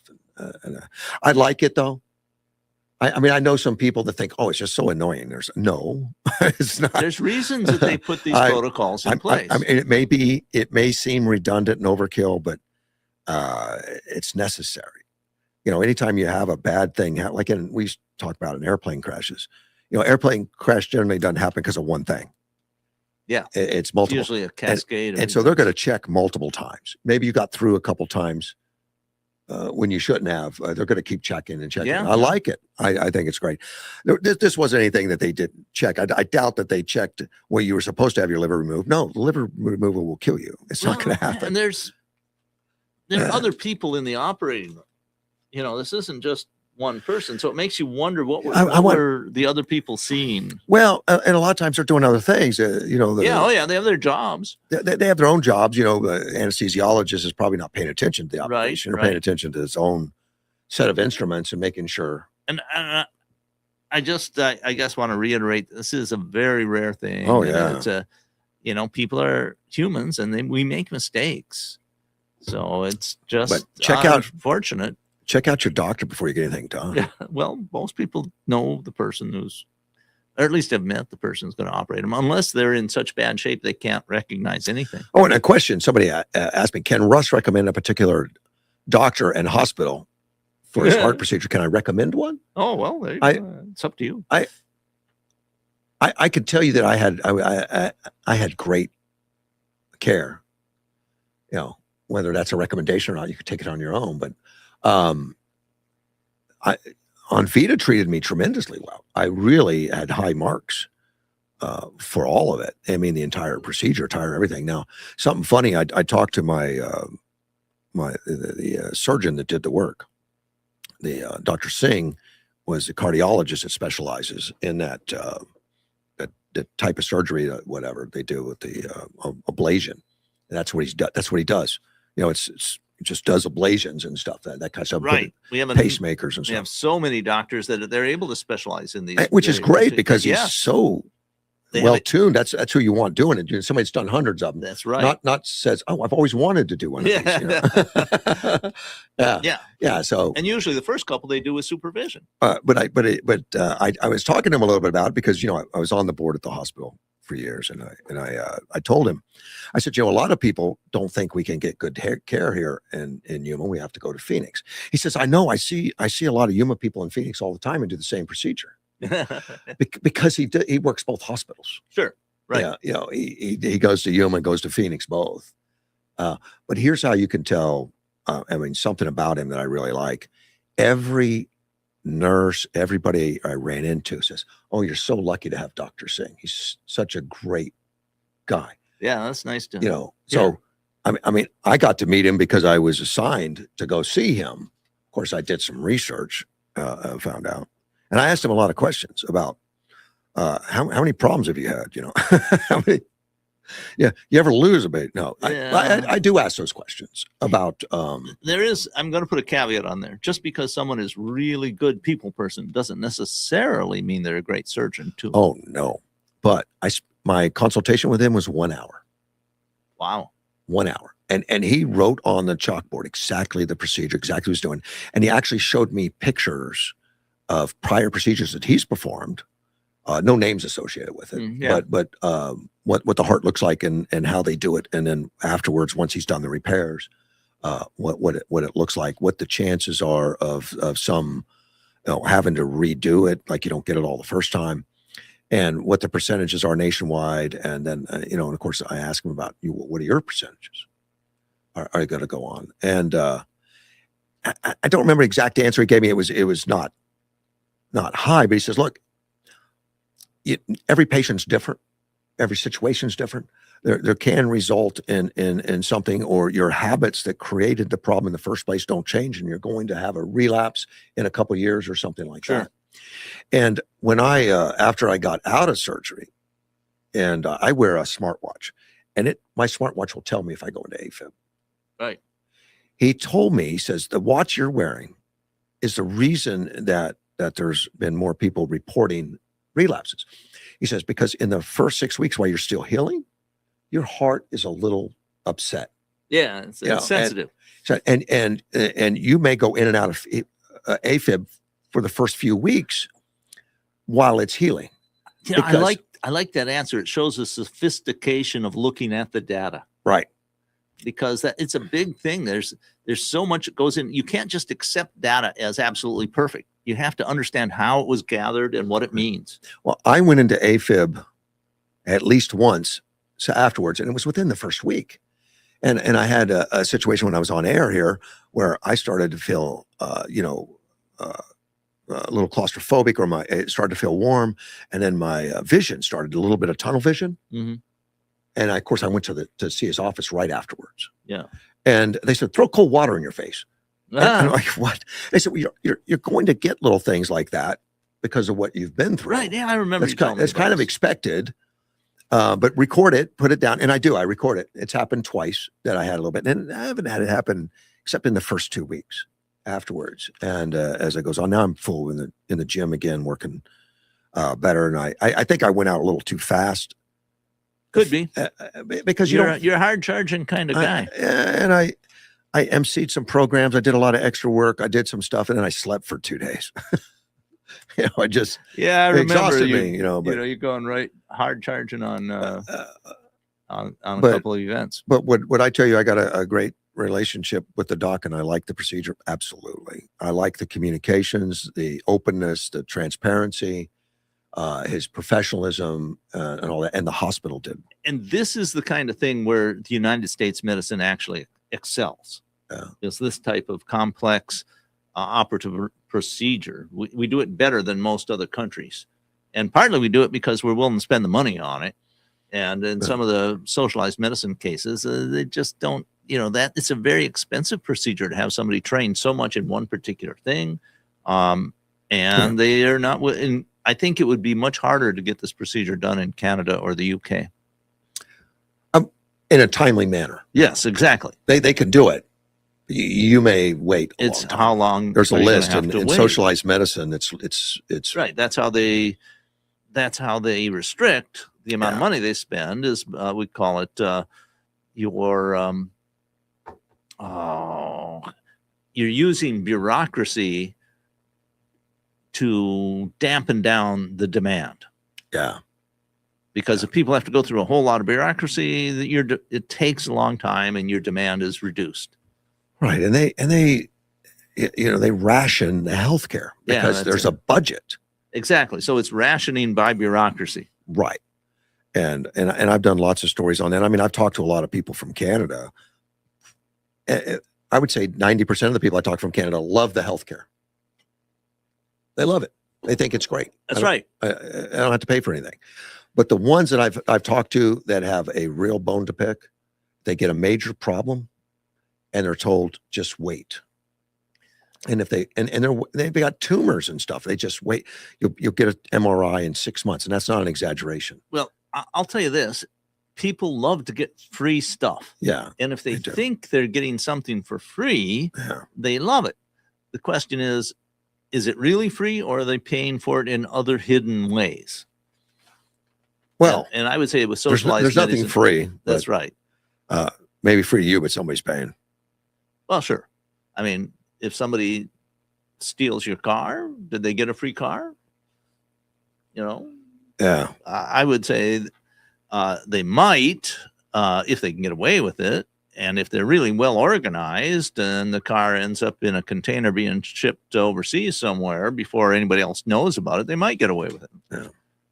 So I have a listener says I tend to be cynical except when it comes to Trump. I don't. I mean, that's a fair comment if it's what he sees. Yeah, that's right. I mean, I can understand that part of and I see Trump somewhat as a Machiavellian. He has to be. When you get to a high level of politics, there's a certain amount of Machiavellian calculation that goes on. Just has to. But what has impressed me about Trump is he generally delivers what he says he's going to do. Now, there may be all kinds of subtle interplay before that happens, but that's what I see. The people that have real problems with Trump, it tends to be personal. That's what they've got. And stuff that's outside his professional stuff. Like, I don't like that he tore down the East Wing. Like, big deal. I don't care. Well, and they wouldn't care either if it was a different president. A lot of what I see people concentrating on who are opposed to President Trump are stylistic things. Yeah, I know. How he talks, right, how he carries himself. Am I glad he's going after Iran? Yeah, I am. The fact that he exaggerates as a matter of course. and I see all those things, and it's not things that I particularly like. I mean, I think Reagan, in my opinion, I liked his method of communication, but I like the results. I mean, Trump is who he is, and he gets fantastic results. That's the impressive part. And people comment, and I've even read them because of the Swalwell thing. Well, Trump grabbed a girl by his private parts, No, no. Well, he might have. I don't know. Don't know who that would be. He never said that. No, he said he could or would or something. I don't know. It was a locker room thing where nobody was supposed to be recording or something. It was a private. I don't know if it ever happened. I don't know. Might have. I don't know, but he definitely said it. But that seems to be the only real thing they have, other than he got married 3 times. Yeah, and his ex-wives loved him still. Still do. Yeah. Well, I mean, there was no question that he was a New York playboy for quite a few years. Yeah, he was. Yeah, and of course the one a very wealthy guy. I mean, women are attracted to wealth. I mean, men probably too, but I think more so women. Right. Yeah, and he did get accused and convicted. Not convicted. It was a civil thing with that one lady that says he molested me in a I guess a store. I never it was a found store. That case to be even well, no one finds it credible. I don't think, but it's still out. But there was a civil case and a settlement. Yeah. Well, that's never been paid. Right. Yeah. That's up. That's it's being reviewed. Still like being some outrageous, but like 87 million or something. Yeah, ridiculous. It's under appeal, I think. Yeah, and I never and she couldn't get her storage date. Didn't remember the year, and she said, "Well, this is the dress I was wearing. That dress was not available at that time. It wasn't invented until later. It wasn't designed." No, her story is full of holes. All kinds of stuff. Same with the Kavanaugh thing. Seemed to be full of holes. Yeah, well, definitely. And we'll see about Swalwell's. That has yet to be adjudicated. It's just accusations at this point. Yes, but the Democrats seem to run with it. Well, it's been a useful tool for them to reduce the field in the gubernatorial jungle primary. Possibly. Who knows what's going on? Except we'll be patiently paying attention to see if we can figure it out. Question is Trump a pious man? He sure doesn't seem like it. On the other hand, the Pope is kind of not a really easy thing. I mean, he doesn't act like a medieval aged monk, perhaps. No. But he does seem to have humility. I mean, not humility, but humanitarian type stuff. He seems to have faith. Let me put it that way. He does. He seems to care about people overall. But yeah, if someone turns on him, you slap him, he hits you back hard. He does. Right. He's that guy. That's a very Trumpian It doesn't even matter if you're the Pope. It doesn't matter. And what he said about the Pope, I don't think was outrageous, saying that, he was not good at foreign policy and he was weak on something. I don't know. It was pedophiles, I think he said. Yeah, he might have mentioned that with the church, that they were, and they did have a bad problem with that for quite a while. Hopefully it's over. Well, Trump, he makes no bones about it. If you come after me, I will come back at you. And he has shown he was quite willing to do that. He's pretty consistent. Yeah. But at the end of the day, are we better off having Trump as our leader? Oh, no question. Well, you say no question. I know people that think, we need to get the country back and get it back. Well, what are you talking about? Exactly. He took look at our military now compared to what it was just a few years ago. We couldn't get recruits, we couldn't get people in there. We were so worried about DEI stuff, and that it was not functioning like it does now. Well, there's no question that there's a serious bifurcation in the country. And by that, I mean, we've split into 2 groups. Yeah. Those groups that I would call normals or normies or traditionalists. Are you a normie? I would say so, yes. and those who want the country to maintain true to the Constitution, to the rule of law. And then we have I would say, kind of far leftist and DEI types that say, no, we got to overthrow all of that and completely reform the United States into something different. And they're not quite clear on exactly what that something different is, but they say it has to be better than what we've got now. Right. And they're wrong, but they only make up about 20 to 30% of the population. but a big percentage of the Democrat leadership. But not only that, but in the old media as well. Right. I want to talk about Iran. We haven't mentioned that at all. We've got a blockade going on now of the straits by the United States, which is interesting. Yeah. I didn't know how that was going to work myself. I was a little. Yes. Like, Since because what do yesterday, you I've do read if more what do you about it do more. what do you do if China comes up and stuff like that? And China did after 2 hours. And you know what? They said no. They treated them the same. They're not getting through. Right. They turned them back. But it's not that everybody is blocked. No. It's that ships that are going to Iranian ports are Right. blocked. No Iranian product because they want to crush the finances, Well, yeah. pull the money out. And makes perfect sense. This is probably a lower risk way of shutting down Karg Island. Correct. And it's been. I've heard that suggested anyway. Yeah. There's a retired Lieutenant General Keith Kellogg that I found his comments interesting, but he's pressuring Donald Trump to escalate action against the IRA.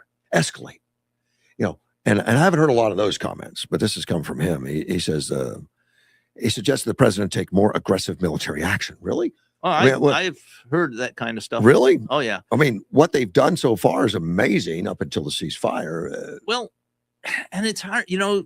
Trump is really good, in my opinion. He's really good at improvisation, of reading an entire situation, kind of looking at the whole, I think the term I use is gestalt, the whole process, everything, and saying, here's the pressure points. Here's what I need to push. Here's how I make it work the way I want it to work. And he has more information to go on than we do. He does. And more experts than we do, And obviously. I have to say that he's just been particularly good at that kind of thing in his second he term. looks at it like any business, I guess. What's the best way to get to our results? Yeah, and he learned so much in the first term. Well, this general, Lieutenant General, retired, says, including capturing Karg Island, country's main export hub, which they don't need to capture it right now with this embargo because nothing's going through anyway. Yeah, I tended to agree with the general here. I thought capturing the Karg Island would be a good idea. But I'm looking at it more and more with this blockade. I say, maybe we don't have to do that. No, you don't, because you'd only catch Karg Island to stop the oil. Well, it's already stopped. Well, it's a little more than that. You want control. Right. But the blockade gives you control. Yeah. It's not going anywhere. You can go ahead and load a ship up. The ship's not going anywhere. It doesn't give you quite as much control as having physical control of the island, but it has a lot of control. And something else that this is going to do, I mean, this is going to have implications that's going to affect Iran for many years to come, because the oil is always flowing. They don't turn these pumps off. They just keep coming. It keeps coming. And if there's no place to put the oil, then they got to turn the pumps off. And that's not a good deal for them. No, it's not. Because but it doesn't destroy the switch. system. It just, well, it did it can create problems. It creates a lot of problems. And it did create big problems for Russia. You can't do it in frozen tundra, because that could cause a freeze up and start but the up. lines did not freeze up. I mean, I looked at this and I read that analysis early on about the Ukrainian war, that those lines would freeze up and they'd burst and they'd just be destroyed, and you couldn't start them up again because you just have solid oil all along the tundra, and it just didn't happen. Okay, I haven't followed up on it, but that was some of the things that were saying that it would. I remember reading that. I didn't hear about bursting. I heard that they'd probably have to drill a new hole because that one may not be able to reopen. Well, the problem is that you have these lines run through Siberia. And gets really, really cold. Right. And if there's moisture in there. It doesn't have to be moisture. Oil will go solid too if cold enough. Oh, okay. And once it gets to a certain point, it's really hard to get moving again. Right. So you have to keep a certain amount of flow going, and you have to have heat in the system. Well, and they've done that. The Russians are not stupid. People in the industry are saying that to shut these things off is a problem, and getting them restarted is not easy and stuff like that. So it's going to be all that is true. It's going to be a big deal, but this general is saying that, look, he says, after negotiations offer a potential peace deal broke down after the weekend, he says, further talks with Iran unlikely to succeed. You can't negotiate with these guys. And he's right. We haven't been able to for 47 years. I agree. And I'm not disputing what the general has said. He's saying, I believe that our current leadership, in which includes President Trump. There's a lot of really sophisticated, Yeah. talented military people and planners under President Trump. And they're all looking at this and trying to figure out the best way to exert pressure to get what they want. Trump mentioned, he said, look, I could walk away right now, meaning the U.S. government, walk away right now, and it would take him 20 years to build back. That's But- probably correct. But they would. Why would we let? Yeah, you know, exactly. No, he's got it right. Yeah. And we also have, there's some of this. Now, the general says put more pressure on, do more stuff. But He goes on to say, finish them now, finish them once and for all, so that your kids, your grandkids, we don't have to worry about this in the future. I think it's time we finish them off. Finish it now. You could What do does that that mean? economically. You can do that to. Well, he said economically. You take them to a position where you strangle them, and that's what we need to do. I mean, I like this Kellogg guy. Well, he seems to be aggressive. But yeah, I know Trump knows we can do that. Yeah. He's trying to get an optimum solution, and he's willing to take a few more days right. to do that. So that's what I see. And I think that we will get a better solution. but Inside Iran, things are fracturing. I think Trump pauses saying the ceasefire for a reason. I don't know what all it is. Some of it may have been to resupply, get more There's- equipment. there's- who knows? There's several potential Or reasons. maybe he's looking at the uprisings within Iraq. Sure, Who all knows? of that is Uh, possible. there's a lot of moving parts, which, and I get to where I can't wait to get to the TV to see what's happened today. Well, and look you know. what's happening with all of the surrounding countries, such as More and more Kuwait, support. Iraq, Saudi Arabia, Yeah. UAE. They're all supporting, they're not all- France. Yeah, but that's what we are seeing is, Yeah. and maybe, I'm not Trump, and frankly, I wish I had his intellect, but he could be looking at this. If we have a little bit of a pause here, that support continues to build. It has. In fact, and they're not telling us all the countries.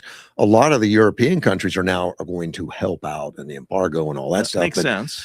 It's I in their haven't. interest. I haven't seen it. It's not going to be France. It doesn't appear to be France. No, I don't For know that where matter, it is. I've heard different tales about the UK and Starmer. So Yeah, and every one of these countries want this to be done and want it to be open, and they're all going to reap the benefit. well, when we say the countries, I'd say the top leadership understands that it's probably in their interest, but they're also wary because many of them now have a substantial Muslim population. Like, yes, and what if this thing goes south and I put my name on helping? Yeah. So, I mean, I that's great to be an armchair. it's quarterback. amazing that Starmer is still the PM in the UK. I mean, he's just hanging on. His approval rating is down. Like, was it almost single digits now? It's ridiculous. Has it? Yeah. It's very low. And one is it Greece? The prime minister of Greece. They've been pretty supportive. I No. understand. And she was a close Italian. I'm sorry, Yeah, Italian. Italy. You're right.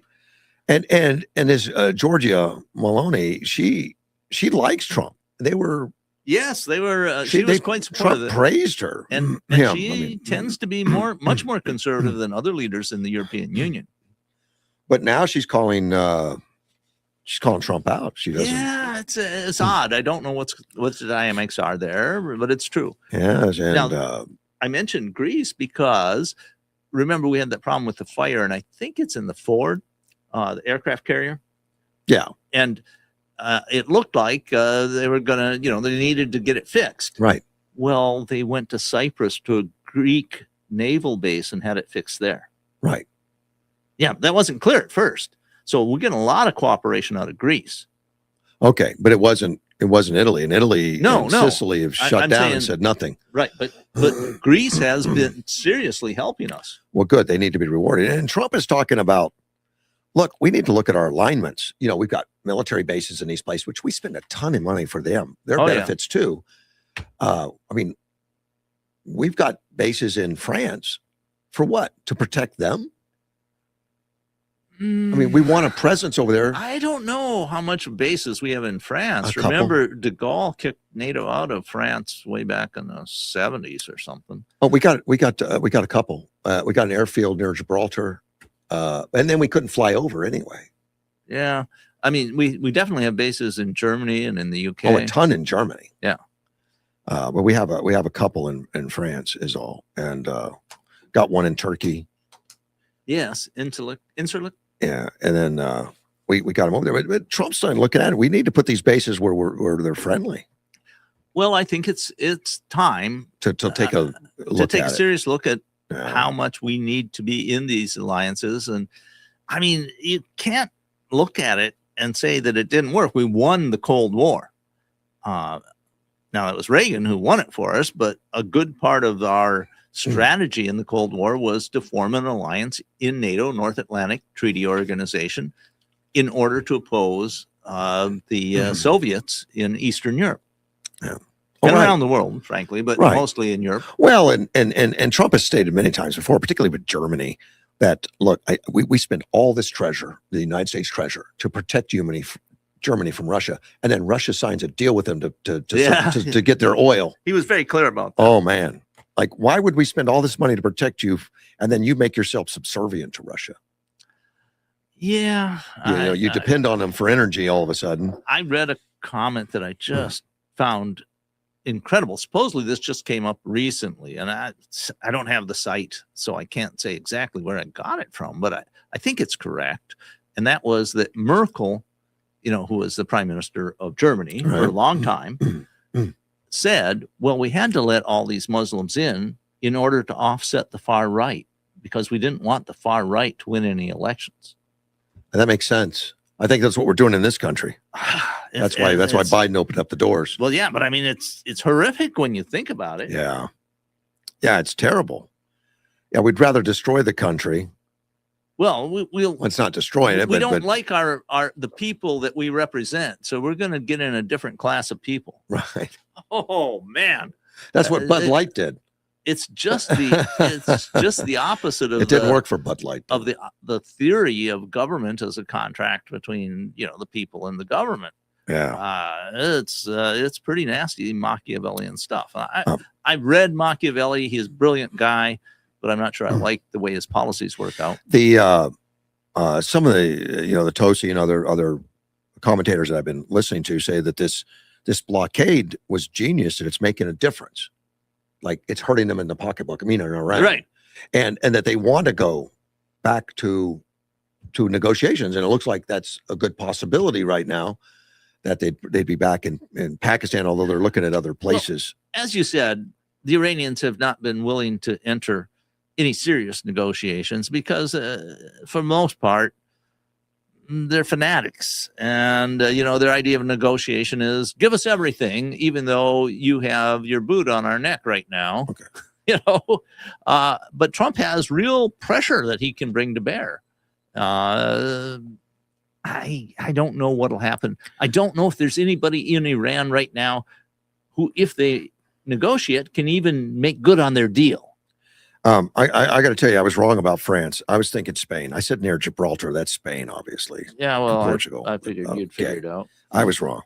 Well, it took someone else. You should have told me. I did. I said I don't think we have any bases. You're right. We don't.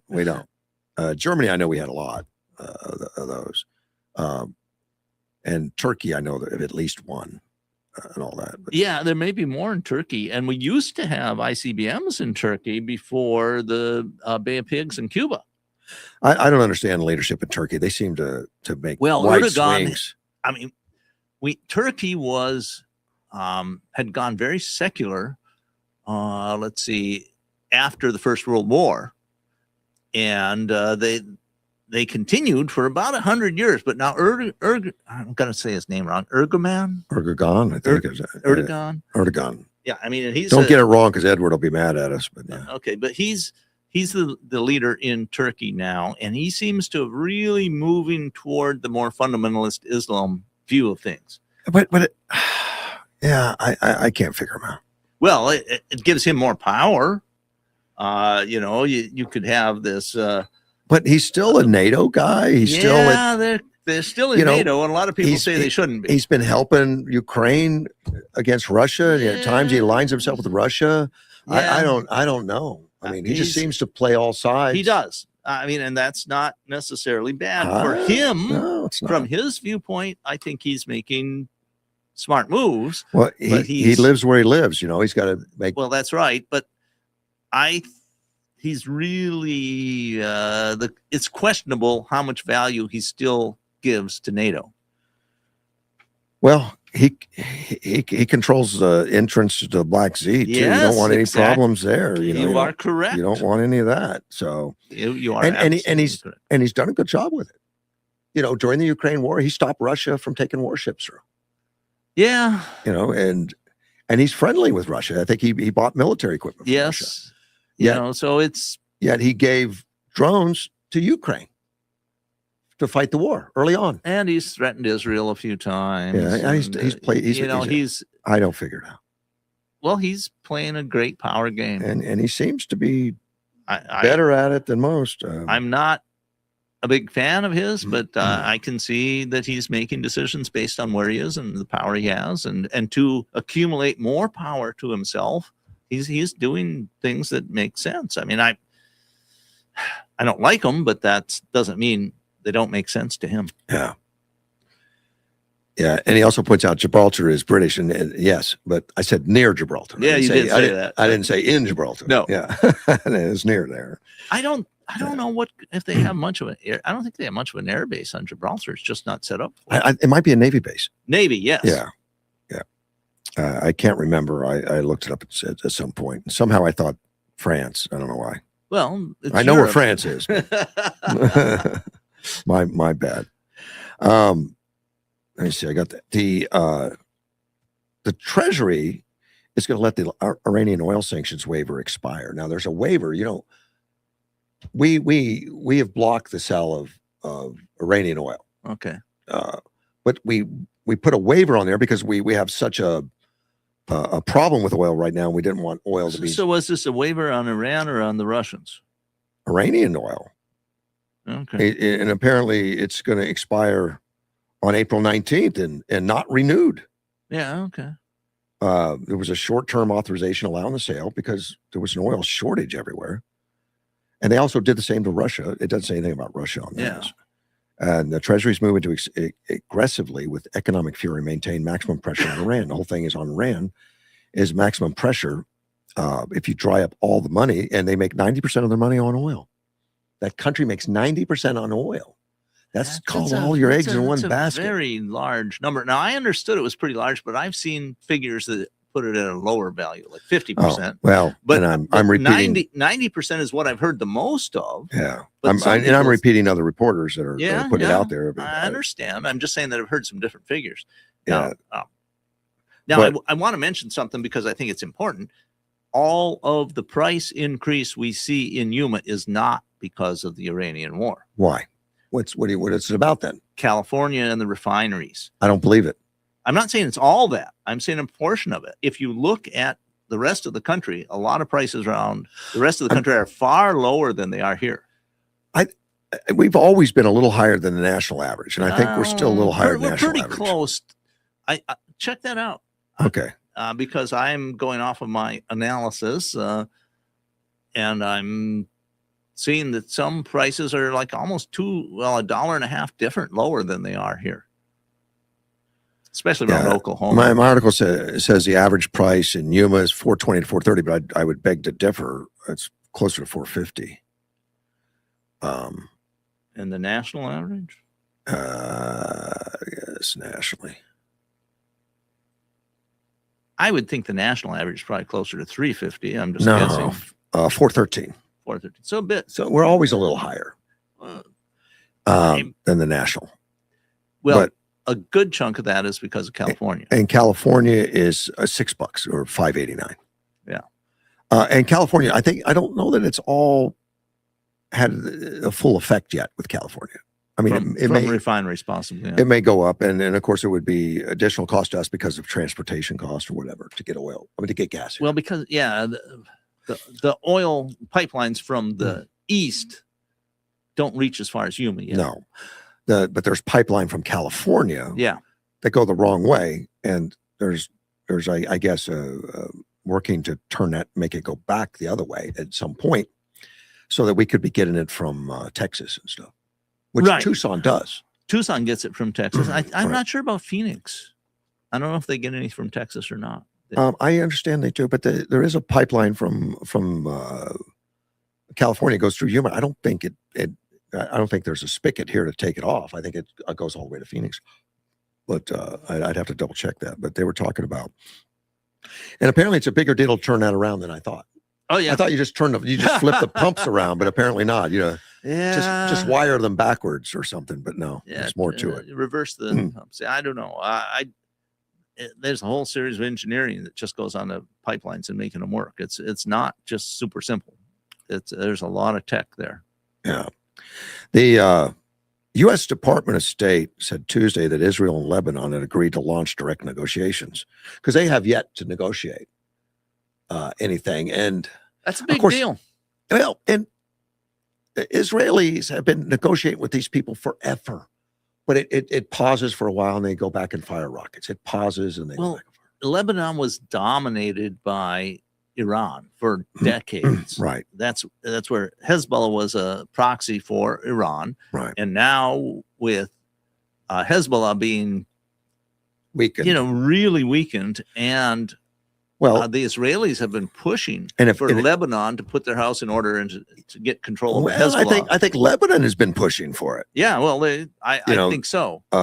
Now, but if Iran runs out of money, right, and they can't pay the proxies anymore in Lebanon, right, what happens? Well, then the local people in Lebanon have a greater say about their government, and it's not just Hezbollah; it's Hamas as well. Yeah. It's the Houthis. All of these groups have been getting support from Iran, large amounts of support, and not just money, weapons as well. The State Department said they're having productive discussions. But these discussions, I mean, they've gone on since I was in high school. That was a long time ago. I remember these discussions always. Lebanon has been a serious Lebanon mess. and also the Palestinians. It's just never ending. If you go back to the, I think, early 70s or maybe a little earlier than that, Lebanon at the time had a majority of Christians in the parliament, and they ran, and that was considered to be, like the Switzerland of the Mediterranean, because they had a great banking industry and all that. And then in the Islamic influence grew larger, partly because they had a greater portion of the population. Right. And then you had the civil war in Lebanon, and the Islamics came out on top. Right. And then, of course, you had Iran pushing more and more money into there, so that the Hezbollah became basically the major influence in Lebanon. Now we're reversing some of that. Well, Israel is, but Israel seems to be a constant battle. I mean, people love firing rockets at Israel over that part of the world. Well, that's one of the reasons they're pushing so hard, is because they want to stop that. It needs to stop, and it looks like, at least in today's market, Iran is the big supplier of the cash, big supplier of the... Has been for quite a while. Yeah, it has been. And for 47 years, been at war with us. I agree. I've been saying that many times. And I admire that Trump says enough, and we're not going to walk out half done. We want to finish it. Well, it makes sense. But it's not easy. No. Well, frankly, most of the problems are coming from inside the U.S. It isn't that the Iranians have so much pressure on us, because militarily we found out they're pretty much a paper tiger, at least in terms of being able to launch outside the country and their air defense system. Iranian? Yeah. Oh, well. But what they have is they have a lot of allies or people who want to use this situation inside the U.S. that are trying to put pressure on the Trump administration. They had more rocket and missile capability than we knew. I mean, we didn't realize it could go 3,000 miles. We didn't realize some of the stuff. Well, that's right. But we took almost all of it, or at least huge amounts of it, out without any serious losses. They still think they have at least 1,000 missiles. They don't know about launchers. We took out a lot of launchers, and their missiles need those. But they still have some left. I'm not saying they're completely disarmed. They have a lot of small arms, and they have a military, and they have the IRGC is still there. It probably fragmented to a certain amount, but essentially we've rendered them almost defenseless, or not defenseless, almost without ability to project force beyond their borders. What do you think that the U.S. military has been doing during this ceasefire, other than removing mines? I know they're doing that, but the big thing is They are rearming, renewing their stockpiles of munitions, making sure they have enough fuel, doing any of the repair work and refurbishment and things on like aircraft to make Right. sure they're up to speed, all of that. So that's what primarily, and they've been gathering intelligence. This is a huge thing. That was my question, really. Intelligence. I would assume that the intelligent guys are going nuts. Like, where is everything that we missed? Sure. How much is out there? Yeah. And I don't know how they gather Damage that. assessments. So there's a whole variety of things. I mean, we've got great technological intelligence resources, and it sounds like we have a fantastic ally with Israel that's got incredibly good sources on the ground, and we have sources on the ground too. I would assume that when it went to ceasefire, that it was getting hard to drop 1,000 targets a day to find the right targets. I mean, Right. You took the easy ones out. And, Right. I mean, and this isn't just one-sided. You know, the Iranians play at this too. Sure. I mean, they're going to do everything they can, the regime, I should say, but they have a difficult problem. A lot of the population is hostile to them. Now, Well, more so. It has been for a long time. And when I say a lot, it's probably a majority, but it's hard to know. Yeah. I mean, because dissent is damped down, and all the Iranian media is going to say, no, 99% of the population is with us. It's just those few traitors that are against us and Right. that kind of thing. I was But we listening- know there's a significant number of Iranians that want this regime gone. Correct. And so, But of course, they're not organized. They're not armed. well, it's all a variable and changing over time. Yeah. But we know there's about 50,000 Starlink terminals in Iran. Well, that's not, you not only have the ability to get information to them, you have ability to get information out from them. Right. So we probably have got really good intelligence inside. And there's some Iran. bloggers that get some of that information that we've seen. I know you've seen some of it. Yeah, and I agree. I like to watch. I watch 2C TV. He's got some good sources in Iran. Yeah. But he's not set up to do the really in-depth analysis. And with Right. with thousands and thousands of sources, with cross-checking, with trying to figure out which source is good, which one isn't, which one's doubtful. But he's got insiders in Iran, He does. family members, and a lot of stuff like that. But you think we don't? No, I'm sure we do. We do. We And do. we're recruiting, probably trying to recruit more all the time. And then we've got the But- Israelis have been doing the same thing for decades. But Tosi TV is on Fox News regularly. I mean, they're bringing Yeah, him he in is. as a, Oh, no, as a commentator. Like I said, I go to him. I think he's got good insight. Yeah. I'm just saying that Iran isn't nearly I would say we have better chances of good sources in Iran than we probably do in China. Yeah. I mean, not that we probably have some sources in China. It's just a much more closed. I think China has more society. sources than us. Oh, yeah, no They're all- question. Because there are hundreds of thousands of people here. Yeah, there are. And during Biden, there was so many Chinese illegals, like which was very unusual. It's been happening for a long time. Well, I read the numbers escalated a lot. Oh, I'm sure they did. You know, All the numbers from, escalated. well, under Biden. from China particularly, because it was kind of unusual. You don't really get out of China unless China wants you to get out. Pretty much. It's harder to yes. get out. I mean, there are organized criminal gangs in China that run networks to bring people out. Yeah. Some of that has to be with official concurrence, whether it's just corruption or more nefarious purposes. It's hard to say. Yeah. And there's probably a combination of both in a lot of cases. But China just, I think, has a tighter control over the information flow than Iran does. And I could be wrong, but that's my impression. So do you think Trump has backed off on his criticism of the Pope?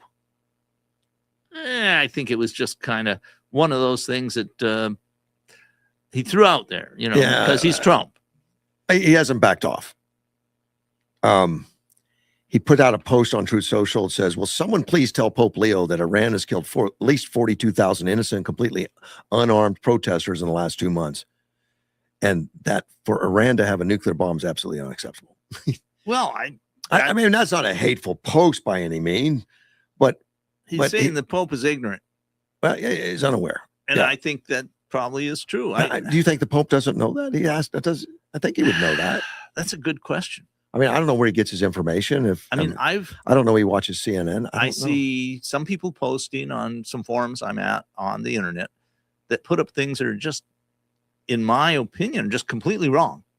and yet they seem to believe them. Yeah. Now, he made that remark, and it has upset a lot of Catholics stuff because he said the Pope is weak on crime and terrible on for foreign policy, which I didn't think was a harsh criticism, but I mean his mission is different. Well, it is. Yeah, but We've seen a turn toward the left in the last two popes, yeah, and so if you have a fairly far left philosophy of the way the world works, you're going to be very critical of the United States, because you would think all the problems in the world are caused by this capitalist system in the United States. I think Pope Leo's from Chicago. Oh, well, That makes him a United States citizen. I think it's still in the United States, Yeah. but the system in Chicago is not known for its integrity. Well, now on Monday, the Pope put out a response to the Truth Social post from Trump and says, "I have no fear of the Trump administration." Why would he say that? Does he really think that Trump will send a rocket at the Vatican? It's a good thing for him to say, because he looks strong. Why does he have to look strong? Why does he have to look strong? I am defying the strongest because I am right, and I am righteous, and I am correct. I think he looks strong when he doesn't have to explain himself. Well, I agree. I think, and I personally think it would have been better for the Pope not to criticize the Trump administration. Right. But that's my viewpoint. And I don't know that Trump won anything by criticizing. He should have just ignored it. But I don't know. That's not his style. It's so much. That's part of the style of Trump. And as I said, I may not precisely like the way he does things, but the results are impressive. Yeah, it has been, and it's looking. I mean, as scary as everything is right now, and it is all scary still. It's all very scary. We've got a lot of assets and people in harm's way doing what they were trained to do. Yeah. He's very popular. President Trump is extremely popular inside the military. I would think so. Yeah. And I think he's popular amongst all the nations around there. I mean, they want to see him collapse Iran's horrible leadership. They do. Right. I mean, Iran has essentially been threatening everybody in the region for decades. And they all have been feeling kind of under the thumb. And, how do we stop this? And now Trump is showing away. Right. U.S. asserts maritime superiority over Iran. And I just thought that was interesting. You know how we get that report that we have superiority over the the air. Well, this admiral wasn't going to be left short. That's Admiral Brad Cooper. He's U.S. Central Command. On Tuesday evening, he said U.S. forces have cut off maritime trade to and from Iran as the military enforces a sweeping blockade of its ports and coastal areas. A blockade of Iranian ports has been fully implemented as U.S. forces maintain maritime superiority in the Middle East. An estimated 90% of Iran's economy is fueled by international trade by sea. Of course, that's where I get that 90 from. In less than 36 hours since the blockade was implemented, U.S. forces have completely halted economic trade going into and out of Iran by sea. Yeah, okay. Well, it's great that he puts it out, and it's fun. For me, I think I like it that all these people communicate to the United States citizens through X. They just put it out there. They don't get interpreted by a reporter. They just put it out. And this part of we've talked about the changing media. Yeah. How everything is changing rapidly and has been for a while. And we're in a system where there's all kinds of sources, and they all have access to lots of people. And so, if you want to figure out what's going on, you need to read more than one source from just one box or another. I see people in some of the discussion groups I've talked about were claiming that all the naval forces had been destroyed or retreating away from Iran, and that we had completely lost, and Iran was now on the rebound. And it's just not true, but it was propaganda put out by pro-Iranian sources. Just wasn't the case. One of my listeners said the Pope is ignorant? ? The Pope has much more integrity and morality than Trump's faith advisor Paula White. I don't think you use ignorant as a slander. It was uninformed. Well, Yes. I mean, there's different ways you can take that. What I meant was he doesn't know everything about everything. Yet there are certain things that he doesn't have as much information about, Yeah. or he may have bad information too. Well, yeah, and that's the way I took it. That he was, And then I've been just recently talking about that. The way that we see things or what we believe to be true, there's a lot of other people in the world that don't believe them to be true, even if they are. it's based on information they have available. Right. A lot of Exactly. times. Now, he also says your co-host, as a student of history, probably has read that the Zionists conducted acts of terrors before the formation of Israel. Oh yeah, The absolutely. first truck bomb was used in the mid-1940s against a British facility by the Zionists. The Palestinians learned well from what they saw. I think well, first off, I think Palestinians is an incorrect term. I know. It was created in the 70s in order because they found it was useful. Right. But the people who are opposed to Israel and some of the people that were driven out of the area that Israel now controls have learned very well. And I think anybody who looks at it will say, yeah, they've learned. But they also are getting a lot of aid, from outside sources and from the UN particularly. And for whatever reason, the people that run the UN aid facility for refugees, and what's the UNOC? I'm trying to think of the correct acronym for it. They seem to see that situation as something where they want it to go on forever. So it's unlike most refugee situations around the world. This one has festered for something like 70 years, something like that. Yeah. And continue. What is a Zionist? Well, my understanding of a Zionist is somebody who promotes the idea of a separate country for Israel in the traditional Jewish homeland. Right. Which I know a lot of times it's used as a negative, protesters and saying, out with the Zionists and all that kind of stuff. But, some people try to use it as a pejorative, but I don't see it that way. Yeah. Article about honoring the 911 dispatchers. I just want to mention that. Okay. National Public Safety Telecommunicators. I didn't know there was one. National Public Safety. I know it's this week. It's part of the national. It's their week, so we better mention them. Well, that's not. Have you ever had a call? You ever called 911? Yes. Not very often. I think a couple times. I have. The time I called when I was flying my own plane to Missouri, and I had to stop at some little tiny town because of weather. So I put it down there, and I needed to get fuel. There was a very small airport there, and the sign on the wall says, "For fuel, call 911." I thought certainly that's a joke, So I went and asked another pilot that happened to be there, and I says, "Is that sign for real?" He says, "Oh yeah, they'll come down and fuel you up. The sheriff will." So I called 911. I said, "This is not an emergency. I'm just at the airport and need fuel." "Oh, great. Well, we'll send Bob right over." Yeah. And they came, and the sheriff called and badged the whole bit, and he fueled my plane. He got up on the ladder and fueled the plane. But anyway, that's one time I used 911, and I was nervous about it because you don't play around with 911. No, You can't misuse that system, but they use that system. I recall 2 times. Yeah. One was when I found a friend of mine in a semi-comatose state, and I needed an emergency response. Okay. And the other one was when I observed some really reckless driving, and I called 911 and said, "Hey, you might want to have somebody check this out. They're heading in this direction." I've done that once, and because I didn't know the number to the police. I wanted to call the police directly, but I knew the number to 911. Right. So and they didn't object to that. But No, they were. in fact, they polite. appreciated it. Yeah. Oh, this guy, mine was obviously all over the road. I don't know what the problems were. People want to say, "Well, he must have been drunk." I said, "I have no idea. I couldn't see inside the car." Well, you don't Yeah, I know. don't I know. mean, and What he might have been having a medical emergency. I don't it's know. possible, or who knows? I mean, Yeah. he might have. Maybe he just got something on the phone that completely took his attention for a bit. Oh, this one was bad. This was worse than that. I I think. understand it.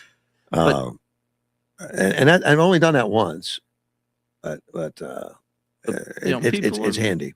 And I know 911 callers. I've known a few over the time that really it's got to be an exciting job because you never know what's going to happen, and people are going to call distressed. People are going to call Yeah. depressed. Even the suicide And thing everything is recorded.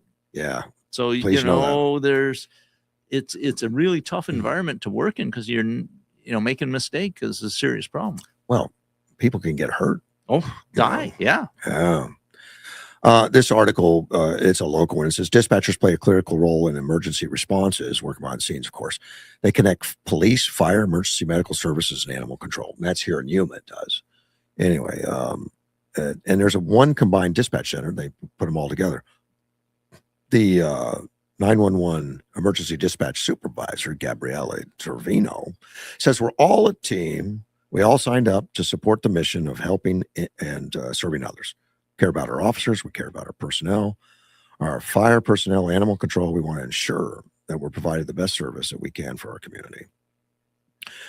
And I think it'd be interesting to hang around and do that for a while, but their job is to gather information. When someone calls, I got a problem. I mean, they want to know when, where, what, why. Well, yes. I mean, that's a huge part of the job. Yeah. But then another part is the dispatching, sending people to where they're needed. And where they're needed, but they've got to ascertain that too. Oh, of course. Yeah, what they're needed. I'm not saying they don't. And a lot of times they'll get people going to the response while they're still gathering information. Yes. Don't get off the phone. Yes, particularly. But, says even a call taker asks questions. Help is already being sent. Our questioning does not delay the dispatch. We have again a combined center where we have call takers and dispatchers.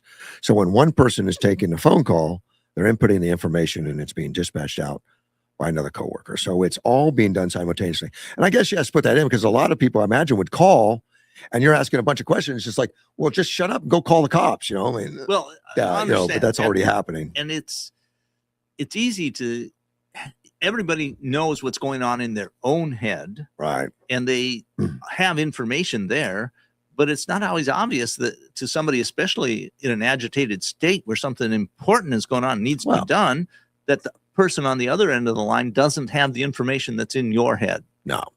And they're going to act calmer than you. Yeah.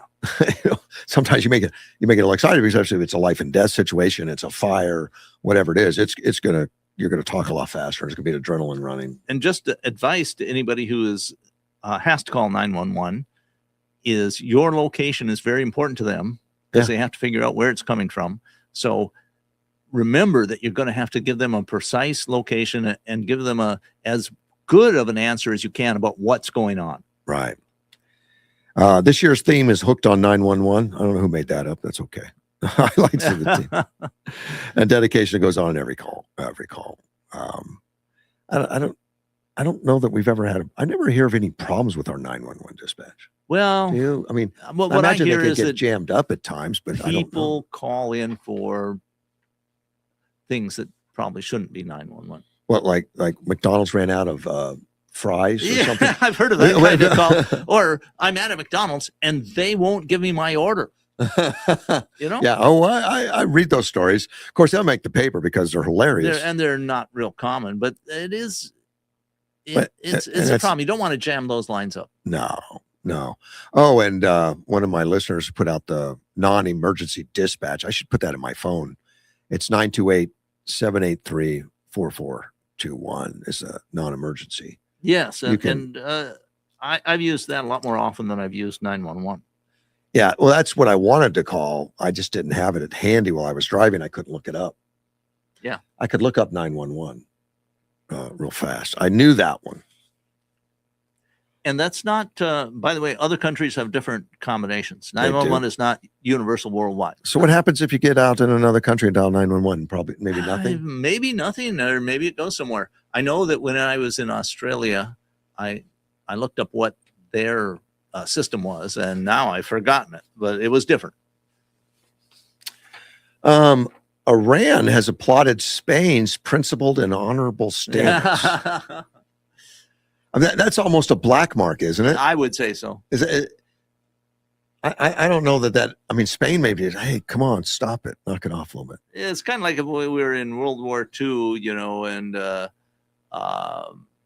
Mussolini said, yes, Great job. Great job. You're doing a great job. You're being honorable by not sending anything to Great Britain or something like that, or to Ethiopia, or whatever. And this is from Iran's foreign minister. He says the principal and honorable position opposing U.S. and Israel military action against Iran. The country's, that was him. He says he was speaking with a Spanish counterpart and all that stuff. He's responded positively to mediation efforts aimed at establishing a ceasefire and ending the war in the Middle East. Of course, yeah, they all want it ended now. Iran realized how much they got surprised. Yes. I mean, they- if a ceasefire works for the Iranians to a great extent, if they can reconstitute their civil government, they can assess damages, they can rearm to a certain extent. I mean, they aren't going to get large weapon systems in, but maybe they can redistribute small arms ammunition, and figure out what's going on. I mean, a lot of the problem for the Iranians is their communications have been disrupted and a lot of their leadership is gone. So they don't have a really good understanding of everything that's going on in the country. We don't either, but one of the big advantages of an internal country is you usually understand what's going on inside your own country. Yeah, but do you realize that we're negotiating right now with a country that wakes up every morning and say death to America? Well, that's what they've done for 47 years. Yeah. Yeah. And death to Israel and all that stuff. But we're negotiating from a position of great strength. Of we're saying, course. you have to Militarily. do this. Yeah. And so far, they're not agreeing to that. But over the last 47 years, have we done that? No, but we have taken steps. I mean, I looked at, somebody did a compilation of things we had done or allies it's had usually done. through diplomatic efforts, which is never going to. I'm thinking there was something called Stuxnet or something like that, where we destroyed a whole bunch of their centrifuges that were enriching uranium. Oh, that happened back in the 70s, didn't it? No, it was later than that. That was Israel. I think that was 90s. And one of the things that happened, I think, during the Obama administration is somebody in the Obama administration came out and said, oh, yeah, that was us, which I thought was really stupid. But well, it was always Israel, so supposedly. But Israel was involved for certain. And there's other things. We put restrictions on them and sanctions. Right. With all that diplomatic stuff, and they seem to. I don't think we struck at them directly militarily before. I mean, there was the aborted raid to try to free the hostages that Carter had, where it failed. That was in the 70s. That's the one. Oh, yeah, I remember that very well. Well, I'm not sure it would have been 79, I guess. Yeah, it would have been late in the 70s, but that was such a terrible, terrible disaster. It That was was right when Reagan it was a bad disaster. Right before Reagan took office. I think he'd already been elected. I guess you don't have a good disaster, so no, it was a disaster. And it was a surprise. I didn't know anything like that was going to happen. I think I can say this now. We had a whole my understanding. Okay, I've never physically seen more than a glimpse. My understanding is that we had a whole mock-up of the Iranian embassy built out at YPG, and they practiced there. It would make sense. The everyone's going to label Carter, and it was Carter's presidency, and Carter called the shots. I don't think Carter had anything to do with the planning. I mean, it was a military thing. I don't know if Carter did something to botch that. Do you think? Or well, I've thought about it a lot, and I really don't know. Yeah. But if you're not popular with the military, yeah, he wasn't. It's possible that communication is not as good, or people might try to curry favor by not being as plain spoken about possibilities. I know that I have been told, partly because of, as a meteorologist, that the meteorologist said, don't do it. It's a bad time. Oh, really? And they went ahead anyway. And they had no visibility on the ground. They ran into each other. There was so much dust in the air from the winds that were going on at the time. And that may have been some of the reasons that they had problems with the aircraft. Right. It was so it was not well executed. I mean, compare that to what happened down in Venezuela. Yeah. Well, and my understanding is that after that incident, is when they got serious about the Joint Strike Force, and that they started, Yeah, could well be that because they had some problems. Yeah. yeah, that they weren't coordinated enough working with the different. So now there's a Better planned communications. Yeah. Better Yeah. planning. Erica Kirk had to cancel a trip to the University of Georgia for the Turning Point USA event. She couldn't go because of threats, serious threats, which is just horrible that those things could happen. I mean, her husband, was it been like 7 months or something that he was shot and killed it. And There is a significant portion of the U.S. population, I'm going to say probably 20% or less, yeah, that applauded that, I know. that thought that was a good thing. Yeah. I've seen some people still wearing t-shirts on it and stuff that they think it was a positive. It's just unbelievable. It's it's a wake up when you realize there are people It that is. applaud his But I would hope there's assassination. a way to find out where these threats are coming from and go after them. And we shouldn't have people like that available Well, to there's do laws these things. against Yes, there are. this kind of making these explicit threats. It was at an event that J.D. Vance also was at, and he did speak. He didn't cancel. He went, talked to his Secret Service and stuff, and he went on. But he says, he says, really that adding that Kirk needs to do what she needs to do for her and her family, and she's not going to leave her kids without anybody. That's Right. I'm sure that go through it, but what a slam on us as a country that kind of stuff happened. I mean, the assassination of Charlie Kirk, and at the same time, and Charlie Kirk was beloved by millions, Many people. millions, yeah. and he's an Arizona resident. He lived in the Phoenix area, and the legislature to honor him was naming a street or something after him. I can't remember exactly what all they were naming after him, and our governor vetoed it. Yeah. Well, that shows the bifurcation in politics. Look, I don't care if it's Martin Luther King or whoever. I mean, it's beloved by millions, and I can't believe she would take that away, regardless she didn't like his politics. It doesn't matter. Well, this is an election year. It seems like not a great thing to do in an election year. You're alienating a majority of the population. With that, I think. Well, remember, I can't remember one time Arizona wasn't going to honor a Martin Luther King holiday or something. That's right. We were one of the, and we became like the last state, the most racist state in the country or something. Yeah, that's what the claim was. And they didn't bring the Super Bowl and all that. And all the media was against us. Yeah. Well, I think Charlie Kirk's legacy is as strong as Martin Luther King, and I like Martin Luther King. There's a lot about him that I admire, but I have no problem with that. And but to do that against Charlie Kirk, it costs nothing really. The name is straight. It's done all the time. Well, it does, but and this is just a guess. I'm not in her mind. I don't know what she's precisely thinking of, but there is a segment of the population, like I'm thinking 20%, maybe less, that revile Charlie Kirk, that hate him. I know. And those tend to be the same people that support her. And really, if you ever listen to Charlie Kirk and do all Charlie Kirk accepted everybody, and he was a listener. He was a very good listener. And he was a guy that if you want to take a microphone and tell him exactly how you thought, he puts his down and listens. Yes. We don't have a lot of talk show people that will even do that. They'll interrupt you, cut you off, tell you you're wrong before you get a sentence in. Correct. I've seen that.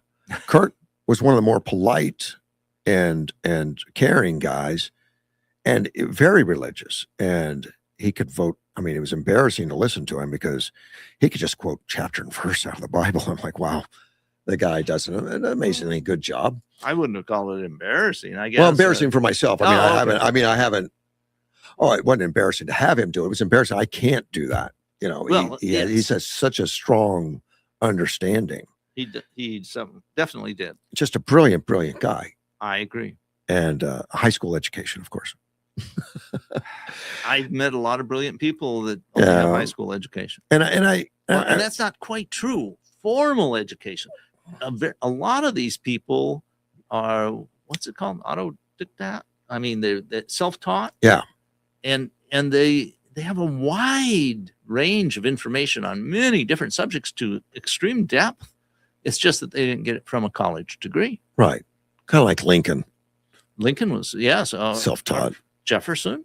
Yeah. I mean, a lot of people there just weren't very many colleges available in the Revolutionary era, Mhm. but we had a set of brilliant people that were politicians and lawyers and pastors and Oh yeah. all these different things. Scientists. Benjamin Franklin was considered one of the foremost scientists of his time. And Kirk was somehow in this modern era fit that mold of saying college isn't for me.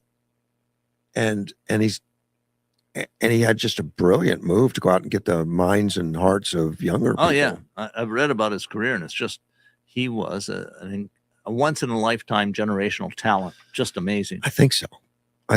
His dedication and devotion. And I understand, I've said it before, but Edward knew him well, and they would go out to dinner, and they were not allowed to talk about anything but family when he was with his wife and stuff. They was very, I mean, he had private time, he had work time. He was very devoted to family and all. Yes, that. he was.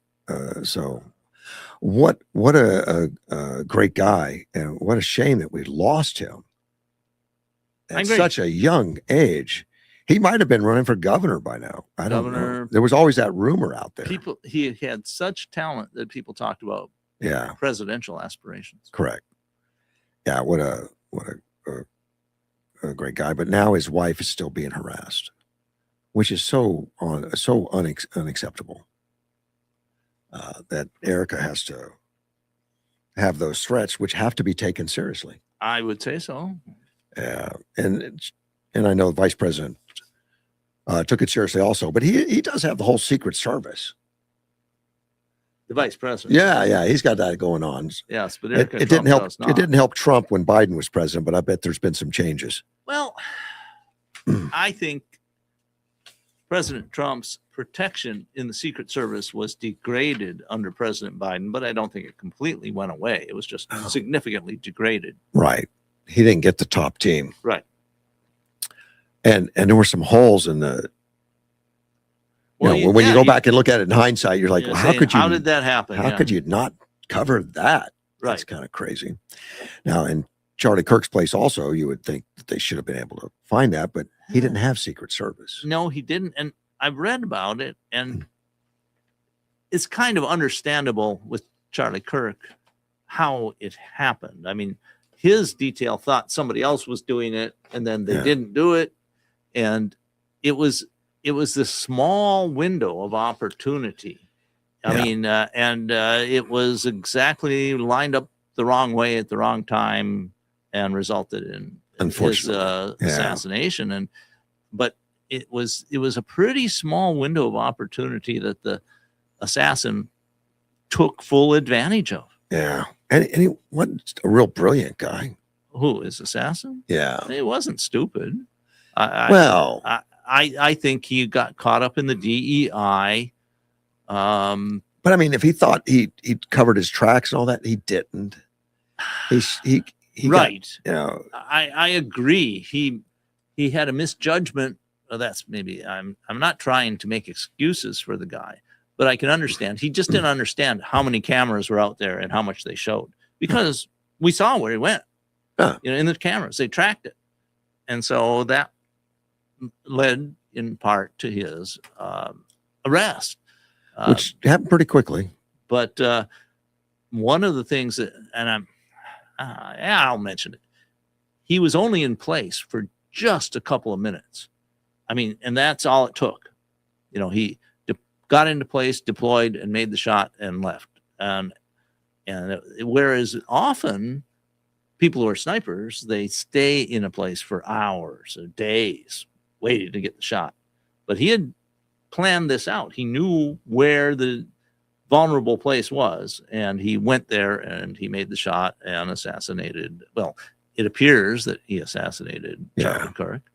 I've seen people try to What do you think of this? You read all these headlines that it can't be proven because the bullet doesn't put it with the gun or something. Well, I've dealt with ballistics. I've read a lot about interior Yeah. ballistics. I've done a fair amount of hunting. And I've seen a lot of bullets that have hit animals. A high-powered rifle bullet can get deformed a huge amount on hitting bone. But that's not what the headline says. The headline says you can't rule it out either. I mean, it was Well, the because bullet wasn't. It's just reality. Just because you cannot perfectly match a bullet to a rifle doesn't mean that bullet didn't come from that rifle. Right. It just means you can't match it. Well, we're so used to that to talk about the ballistics. Yeah, and all that there's kind of there's a stuff. lot of bad information out there about how good our forensics are. I mean, in some areas, our forensics are incredible, much better than a lot of people believe. In other areas, there's a misconception about how good they are and how much can be found out. But there's no question that it was the right caliber and all that stuff. It's just I don't know. I haven't seen the bullet. I suspect that they know what caliber it was. That's usually a little harder, but you get a high-powered rifle bullet hitting bone, it can fragment. let's take a phone call. You're on the air. Morning, gentlemen. How are you doing? Doing well, Ted. Good morning. I have a question for you all. Shoot. Our representative Dorito, or Doriga, whatever his name is, why all of a sudden is he up there bolstering and pushing his chest out like he is something other than a freshman representative?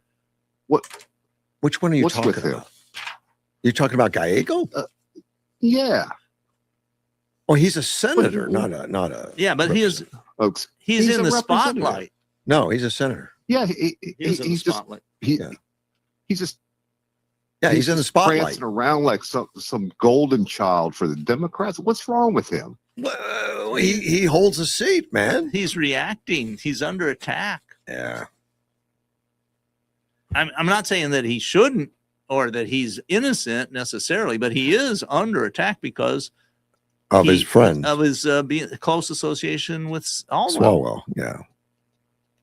Well, but he was already looked at as being a presidential possibility. Oh yeah, with the Gallego? Democrats. Oh yeah, they had him on the I list. think that's mistaken, but okay. They did. I was looking for Ted's Well, name. I on guess- it, yeah. Yeah, right. I guess he meets all the checks all the boxes, man. You know what I mean. I don't want to sound. I don't know. racist or I'm anything, not but a big fan. I'm not a big fan. he's an idiot. Well, I don't know if I'd he go so far as he say ran idiot. he ran a good campaign as a conservative, but he's not. Yeah. But he's not. No, he's not. Yeah. He pretended to be a conservative. So I was real disappointed that people fell for it. You know, he ran like he was Ronald Reagan or something. I'm going to protect the border and I'm pro police and all that stuff. And then he does all the opposite stuff. Other than Nick Cupper, we have representatives down here that are morons. Yeah, They're well, morons. Nick Cupper's a state rep. You know. Yeah, I know that. Right, but I said other than Nick. no, man, we got some really good people. We do. There's Michael some good- Carbone is a majority leader, and he's in our district. And well, at the Speaker federal of level, the Speaker of the House, the Montenegro, great guy. I like him a lot. I'm trying to think. I know that some of our representatives in Congress are very good. Well, Andy Biggs stuff. Yeah. We really like Andy. They can't get anything done. That is, you know, you're not completely wrong on that. Congress is not as easy to get it through, but we Right. want to get the people on the team that can And fight they have for us. gotten some things done. Oh, sure. The Sure big they have. beautiful bill got through. It's huge. All kinds of tax things. A lot of stuff was done in that bill. But it is really tight. You know, there's only 4 seats in the House. Yeah, we don't want to make excuses for him, Ted. We don't. But Well, midterms are coming, and Yeah. Yes, big some deal. People here, some of our people that are running the Republican Party better get their crap together. That's all I can say. Well, thanks Well, for the Because advice. there is a. Excuse me. I said thank you for the advice. yeah. Well, I try to stay on top of it, and I'm telling you, they're going about this the wrong way. What should they do differently, Ted? They should go back and understand Ronald Reagan. Okay. and what he did to bolster the party. And not everyone in the party loved Reagan, but I agree with you. He did a great job. I think Trump does a great job, but that doesn't mean he has all friends in the party. I don't think Thune loves him. I mean, I would have Senate. liked to see this new aerospace place already up and running. Oh, you mean in Yuma? That'd be real helpful. Yeah, that would have been real helpful. Yeah. Well, Uh, I think there's a good chance of that happening this year. At least I getting don't know. approved, Too much- not built. Yeah, Approved too this much infighting. There's too much infighting. year. Well, There's too much hatred. They're not doing the people's work. yeah. And I could just be living in a fantasy world, but I don't think so. Well, maybe you are. I don't know. But it's not that easy always. It's ugly. It's ugly to get It it all does done. tend to be. Yeah. Well, I told you I worked the Nixon campaign, Right. and I'm going to tell you that was ugly, but we pulled it off. What you mean got Nixon elected? Nixon didn't do everything he wanted to do. Did enough. Yeah. Okay. He did enough. Yeah. He opened up China. Well, and he negotiated an end to the And Vietnam then- War. Right. He was promoting Well, we used China against make love, Soviet. not war. Make love, not war. We were using China a little bit, but they had what we needed. They had a market that was expanding all of a sudden quickly. Yeah. And we Right. need to find some more markets like that. You know what I'm saying? Well, I think we are. I think we're looking that way, and Trump's looking for allies because we don't have quite the allies in the Europe that we used to, or that we think we do. Never did. Believe me, we Oh, never okay. did. We never did. All right. All they got to do is look at all those white headstones that are planted all over Europe. Then they better think about who saved them. I granted a lot of them did fight hard, but I'm going to tell you right now, if it wasn't for us, there would have been no Right. Europe. I think everybody recognizes that, without question. But it's a long time ago now. What have you done for me lately? And we've done a lot lately. We've done a whole bunch. Yeah. I know And that. I think Trump's a little miffed on it on purpose about the lack of support they give back. So Well, they'd all be going to the doctor from the falling under the bus because that's what they've done. all right, Ted. I appreciate All it. right, guys, have Thank a you, good day. sir. Bye-bye. Bye. That was Mr. Ted with his 2 cents. Yes. But and it's not all one way. But it's not wrong for him to want more. I understand. But I do appreciate it. And I want to mention some of our representatives. Andy Biggs. I had to get the list up, make sure I don't miss any of them. There you go. David Schweikert, which is a great guy. Yeah. I like him. Eline Crane, which has done Oh, remarkable. he's done excellent. Juan Siscomani, remarkably good guy. Paul Gozar, same thing. And Abe Hamadeh, which is brand Holiday new. and Gozar, I've seen they've done good stuff. They've all. They all have. I think we got solid. Those are the Republicans. I'm not mentioning the Democrats, but we have some of those too. But I just wanted to mention about World War II. One of the interesting things that I've seen is that the left in the United States were very isolationist until Hitler turned on the Soviet Union. And then once the Nazis attacked the Soviet Union, then they wanted us to get in the war right away. And, one of the reasons that we were so united in World War II is because we were protecting communists. I know. So the left of the That- United States was all for it because we were helping out Joe Stalin. Isn't that weird? And we And- needed the help. Well, we did. And if you look at the statistics, the Soviet Union has every bit as much claim to winning the war, probably more than us. They lost the most people, and they defeated the Germans the most obviously and strategically on the Eastern Front, especially Stalingrad. Yeah. Well, they didn't have to fight Japan at the same time. And we gave them a lot of help. I mean, Oh. there's that too. They might not have won on the With the- Eastern Front without the U.S. With the Lend-Lease material program. support. I mean, thousands and thousands of trucks, planes, all kinds of Trucks were huge things. Food. Yeah. They say most of the boots worn by Russian soldiers were from the U.S. Well, Mhm. that's not a small thing when you're talking about the Russian winter. Right. And then we gave them all kinds of steel.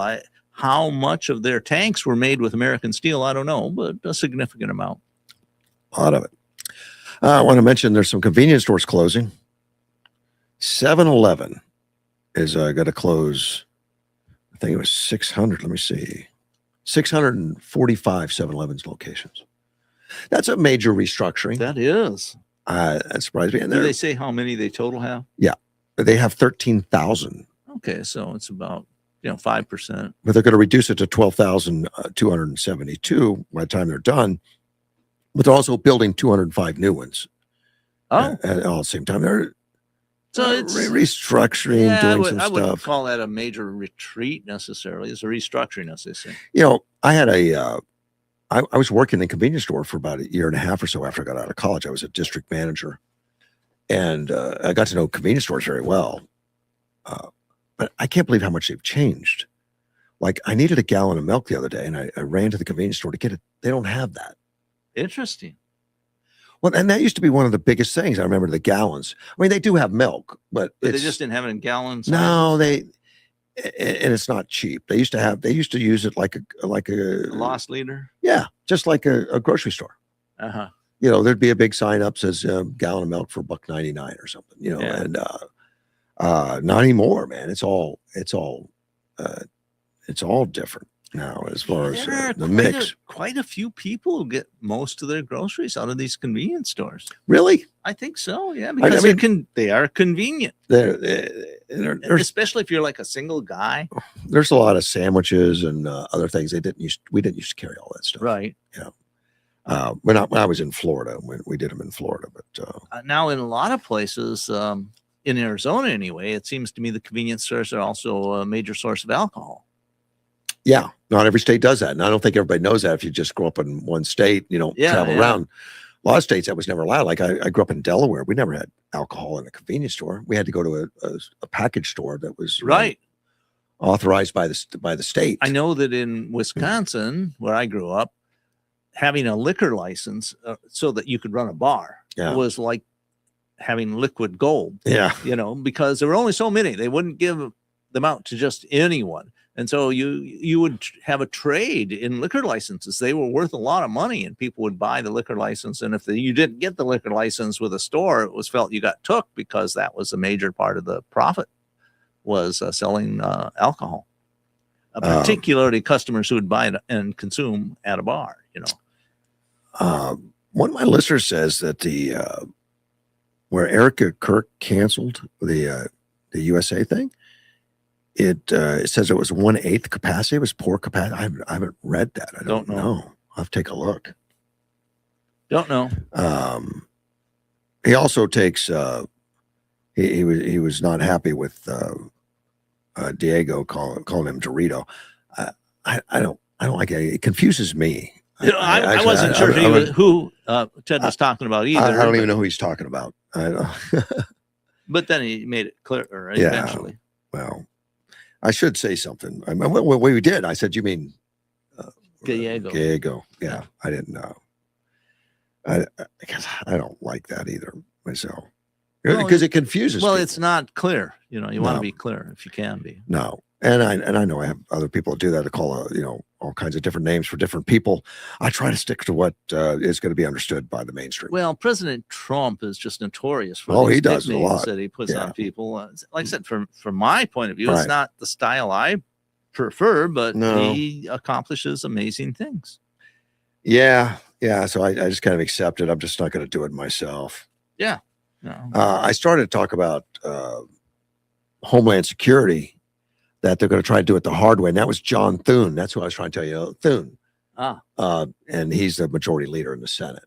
But I haven't been real happy that he hasn't pushed the SAVE Act. Yes, that's bone of contention. I agree with you 100%. But I know that the Trump administration has not forgot about it, and it's still in play. It hasn't been forgotten. I don't know how it can happen before November. I don't know. I don't see Thune on board getting excited about it. It's Well, stalled. He can, if people call up their senators and, that puts some pressure on. We got 2 senators that was. Yeah, I know. And our 2 senators is unlikely they'll listen to us. No, they're going to be far left. Like we don't need no stinking ID. Yeah. It just amazes me because it is so popular. And I think you It's have to be cautious about polls, but there's so many polls and they all say pretty much the same thing. Even the ones that hate us say it. That, Yeah. That's it. The huge majorities want and think voter ID is a good idea. But they're looking at the budget reconciliation to get the Homeland Security eventually passed because the Democrats are not going to do it. They want this draconian stuff done, and it's. But I don't see where they're going to put the SAVE Act in there. At one time, they were talking about. That'd be hard to put the SAVE Act in there, right. Well, he's been pushing for that. Trump has been, and they could put it in there. They found some ways to put budgets on top of it, but because it would save a lot for mailing out ballots or something. I don't know. But I think they could do something like that. And I don't know who's the Senate parliamentarian now. Is it different than a couple of years ago? I don't know. There's been a change there at all. I have no idea who it is, but I don't know. Because I concentrated on that for a bit because in the last Reconciliation Act, they put in a provision to take the taxes off the National Firearms Act items of silencers, short-barreled rifles, short-barreled shotguns, and any other weapons. Right. And originally in that part of the Reconciliation Act, they were just going to remove those items from the National Firearms Act. They'd just be treated as ordinary firearms. Mm-hmm. But the parliamentarian said, no, you can't do that, which was odd because it's a tax act. The National Firearms Act has always been a tax act. So I always thought they could do it. But she said, well, you can remove the tax, but you can't take those items out of there, which I thought did not make any sense. So I'm not sure if she's still the parliamentarian. My thought was she would almost certainly say, well, you can't have the SAVE Act as part of the Reconciliation Act. Right. The Abigail Spanberger of Virginia, she's the new governor. Yes. The centrist. At least when she was campaigning, she was a centrist. Right. And it's been very noteworthy that she is not a centrist. No, she's gone very far left. In fact, she has gone against what she campaigned for.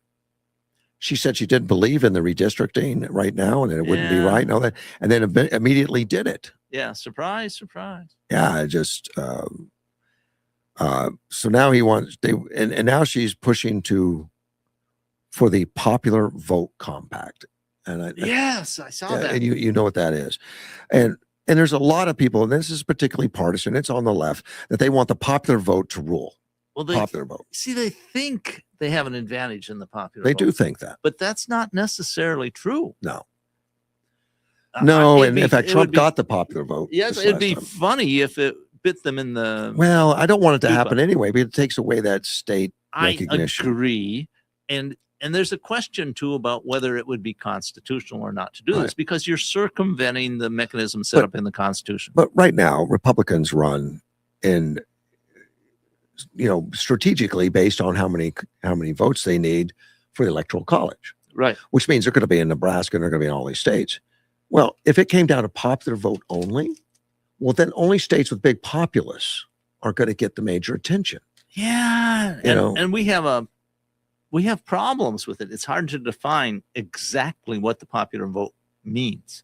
Does it mean you only count the Democrats and Republicans? What about the minor parties? Do they count? Well, no, it would just be everybody vote and you pick the number one guy per girl. Well, what if the number one guy gets 49% and the number two guy gets 48%? So who got the popular vote then? Well, the guy that got 49. Yeah, well, it's not so 100% clear. But he didn't get a majority, and that's you not mean over uncommon. 50? I don't. Yeah. I don't know that it says majority, but it says the majority of the votes. I guess there are definitional problems. Could be. It would be, and they may be challenged. spelled out. I haven't read. Yeah, it might be. I think it would be challenged in the courts right away. Well, it's been a movement. It's going on for a long time now. They could easily do this to make an amendment to the Constitution.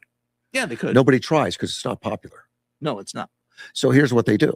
they go after it state by state. Right. And they get this state to join this pack that we're going to give all our electoral college votes to the national popular vote. Whoever gets the national popular vote, we will ignore what our state voted for and just give it to that.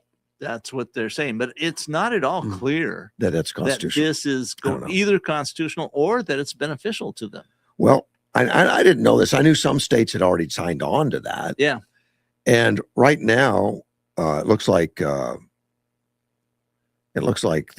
Virginia will. I don't know. The bill was signed by Spanberger, adds Virginia to the National Popular Vote Compact. So they got it passed through their legislation to do that. You know, and the other thing is you're going to have to look at state by state what the state bill exactly says, because they're not all the same. Maybe not. I don't know. There's an organization running it. There's a central organization that's running it, but the states may make slight changes. But the ones that are signed up represent like 222 votes. Right. You only need 270. Right. So the way it is, the states that have already elected it and already pushed it in, like Virginia, California, and a lot of others that have done that, they ignore the fact they've done it until they reach that 270 threshold. Once you got 270, states representing 270 votes, then they'll all follow it. Ah, yes. I recall that's part of the Yeah. mechanism they've set up. So it's a law right now in Virginia, but it means nothing until the PAC reaches that threshold. Yeah. And right now they're working on a lot of states that they see possible, and one of them's Arizona. Yeah, it's not going to I hope not. Not Wisconsin. with our current legislature. Well, it could go through voter referendum Oh, yeah. because we're one of those referendum states, which I hate. Yeah. And see, they could run that voter referendum 20 times, 30 times, 40 times, lose, and one time win, then it's a forever in. Well, and it's so affected by out of state money. Yeah. You know, you can have enormous funding coming from out of state that makes a huge difference on the advertising that affects the referendum. And it wasn't that way when the referendum was passed as part of our Constitution back in 1912. But the way Virginia set it up, let's say the person that won the state was a Republican, but the Democrat got the popular vote. The Virginia will flip it and give it all to the Democrats. Right. But it doesn't matter what their people said or what they voted for. But the other way could happen too. You could have a majority go to Republican and they voted Democrat and they'd have to switch it to Republican. So it's not clear. No, it's not. But I don't feel good about it at all. I don't like it. It's an attempt to circumvent the Constitution. Right. And they set it up on purpose so that every state has states' rights and a state input into every bit of it. And all these guys have to be political in every state. They have to take care of every state. There's no throwaway states. This could make it a throwaway state at that point. It's possible. Because we're only going after national, then we're going to only focus on that. Well, and it's potential that you could have just a very small number of states get a popular vote that's a majority or very close to you get the most populous states, like say if you had California, New York, and Florida and Texas. Yeah, you're in. All vote in large majorities. You could override the rest of the country. Could. But it's going to change the game, and then the game changes. You change your strategy. That's all there is to it. We're out of time. 2 days in a row. Thank you. Yeah. I appreciate you coming in. welcome. It's very, very enjoyable. I'll be back tomorrow. Russ Clark with Mortgage One. Hey.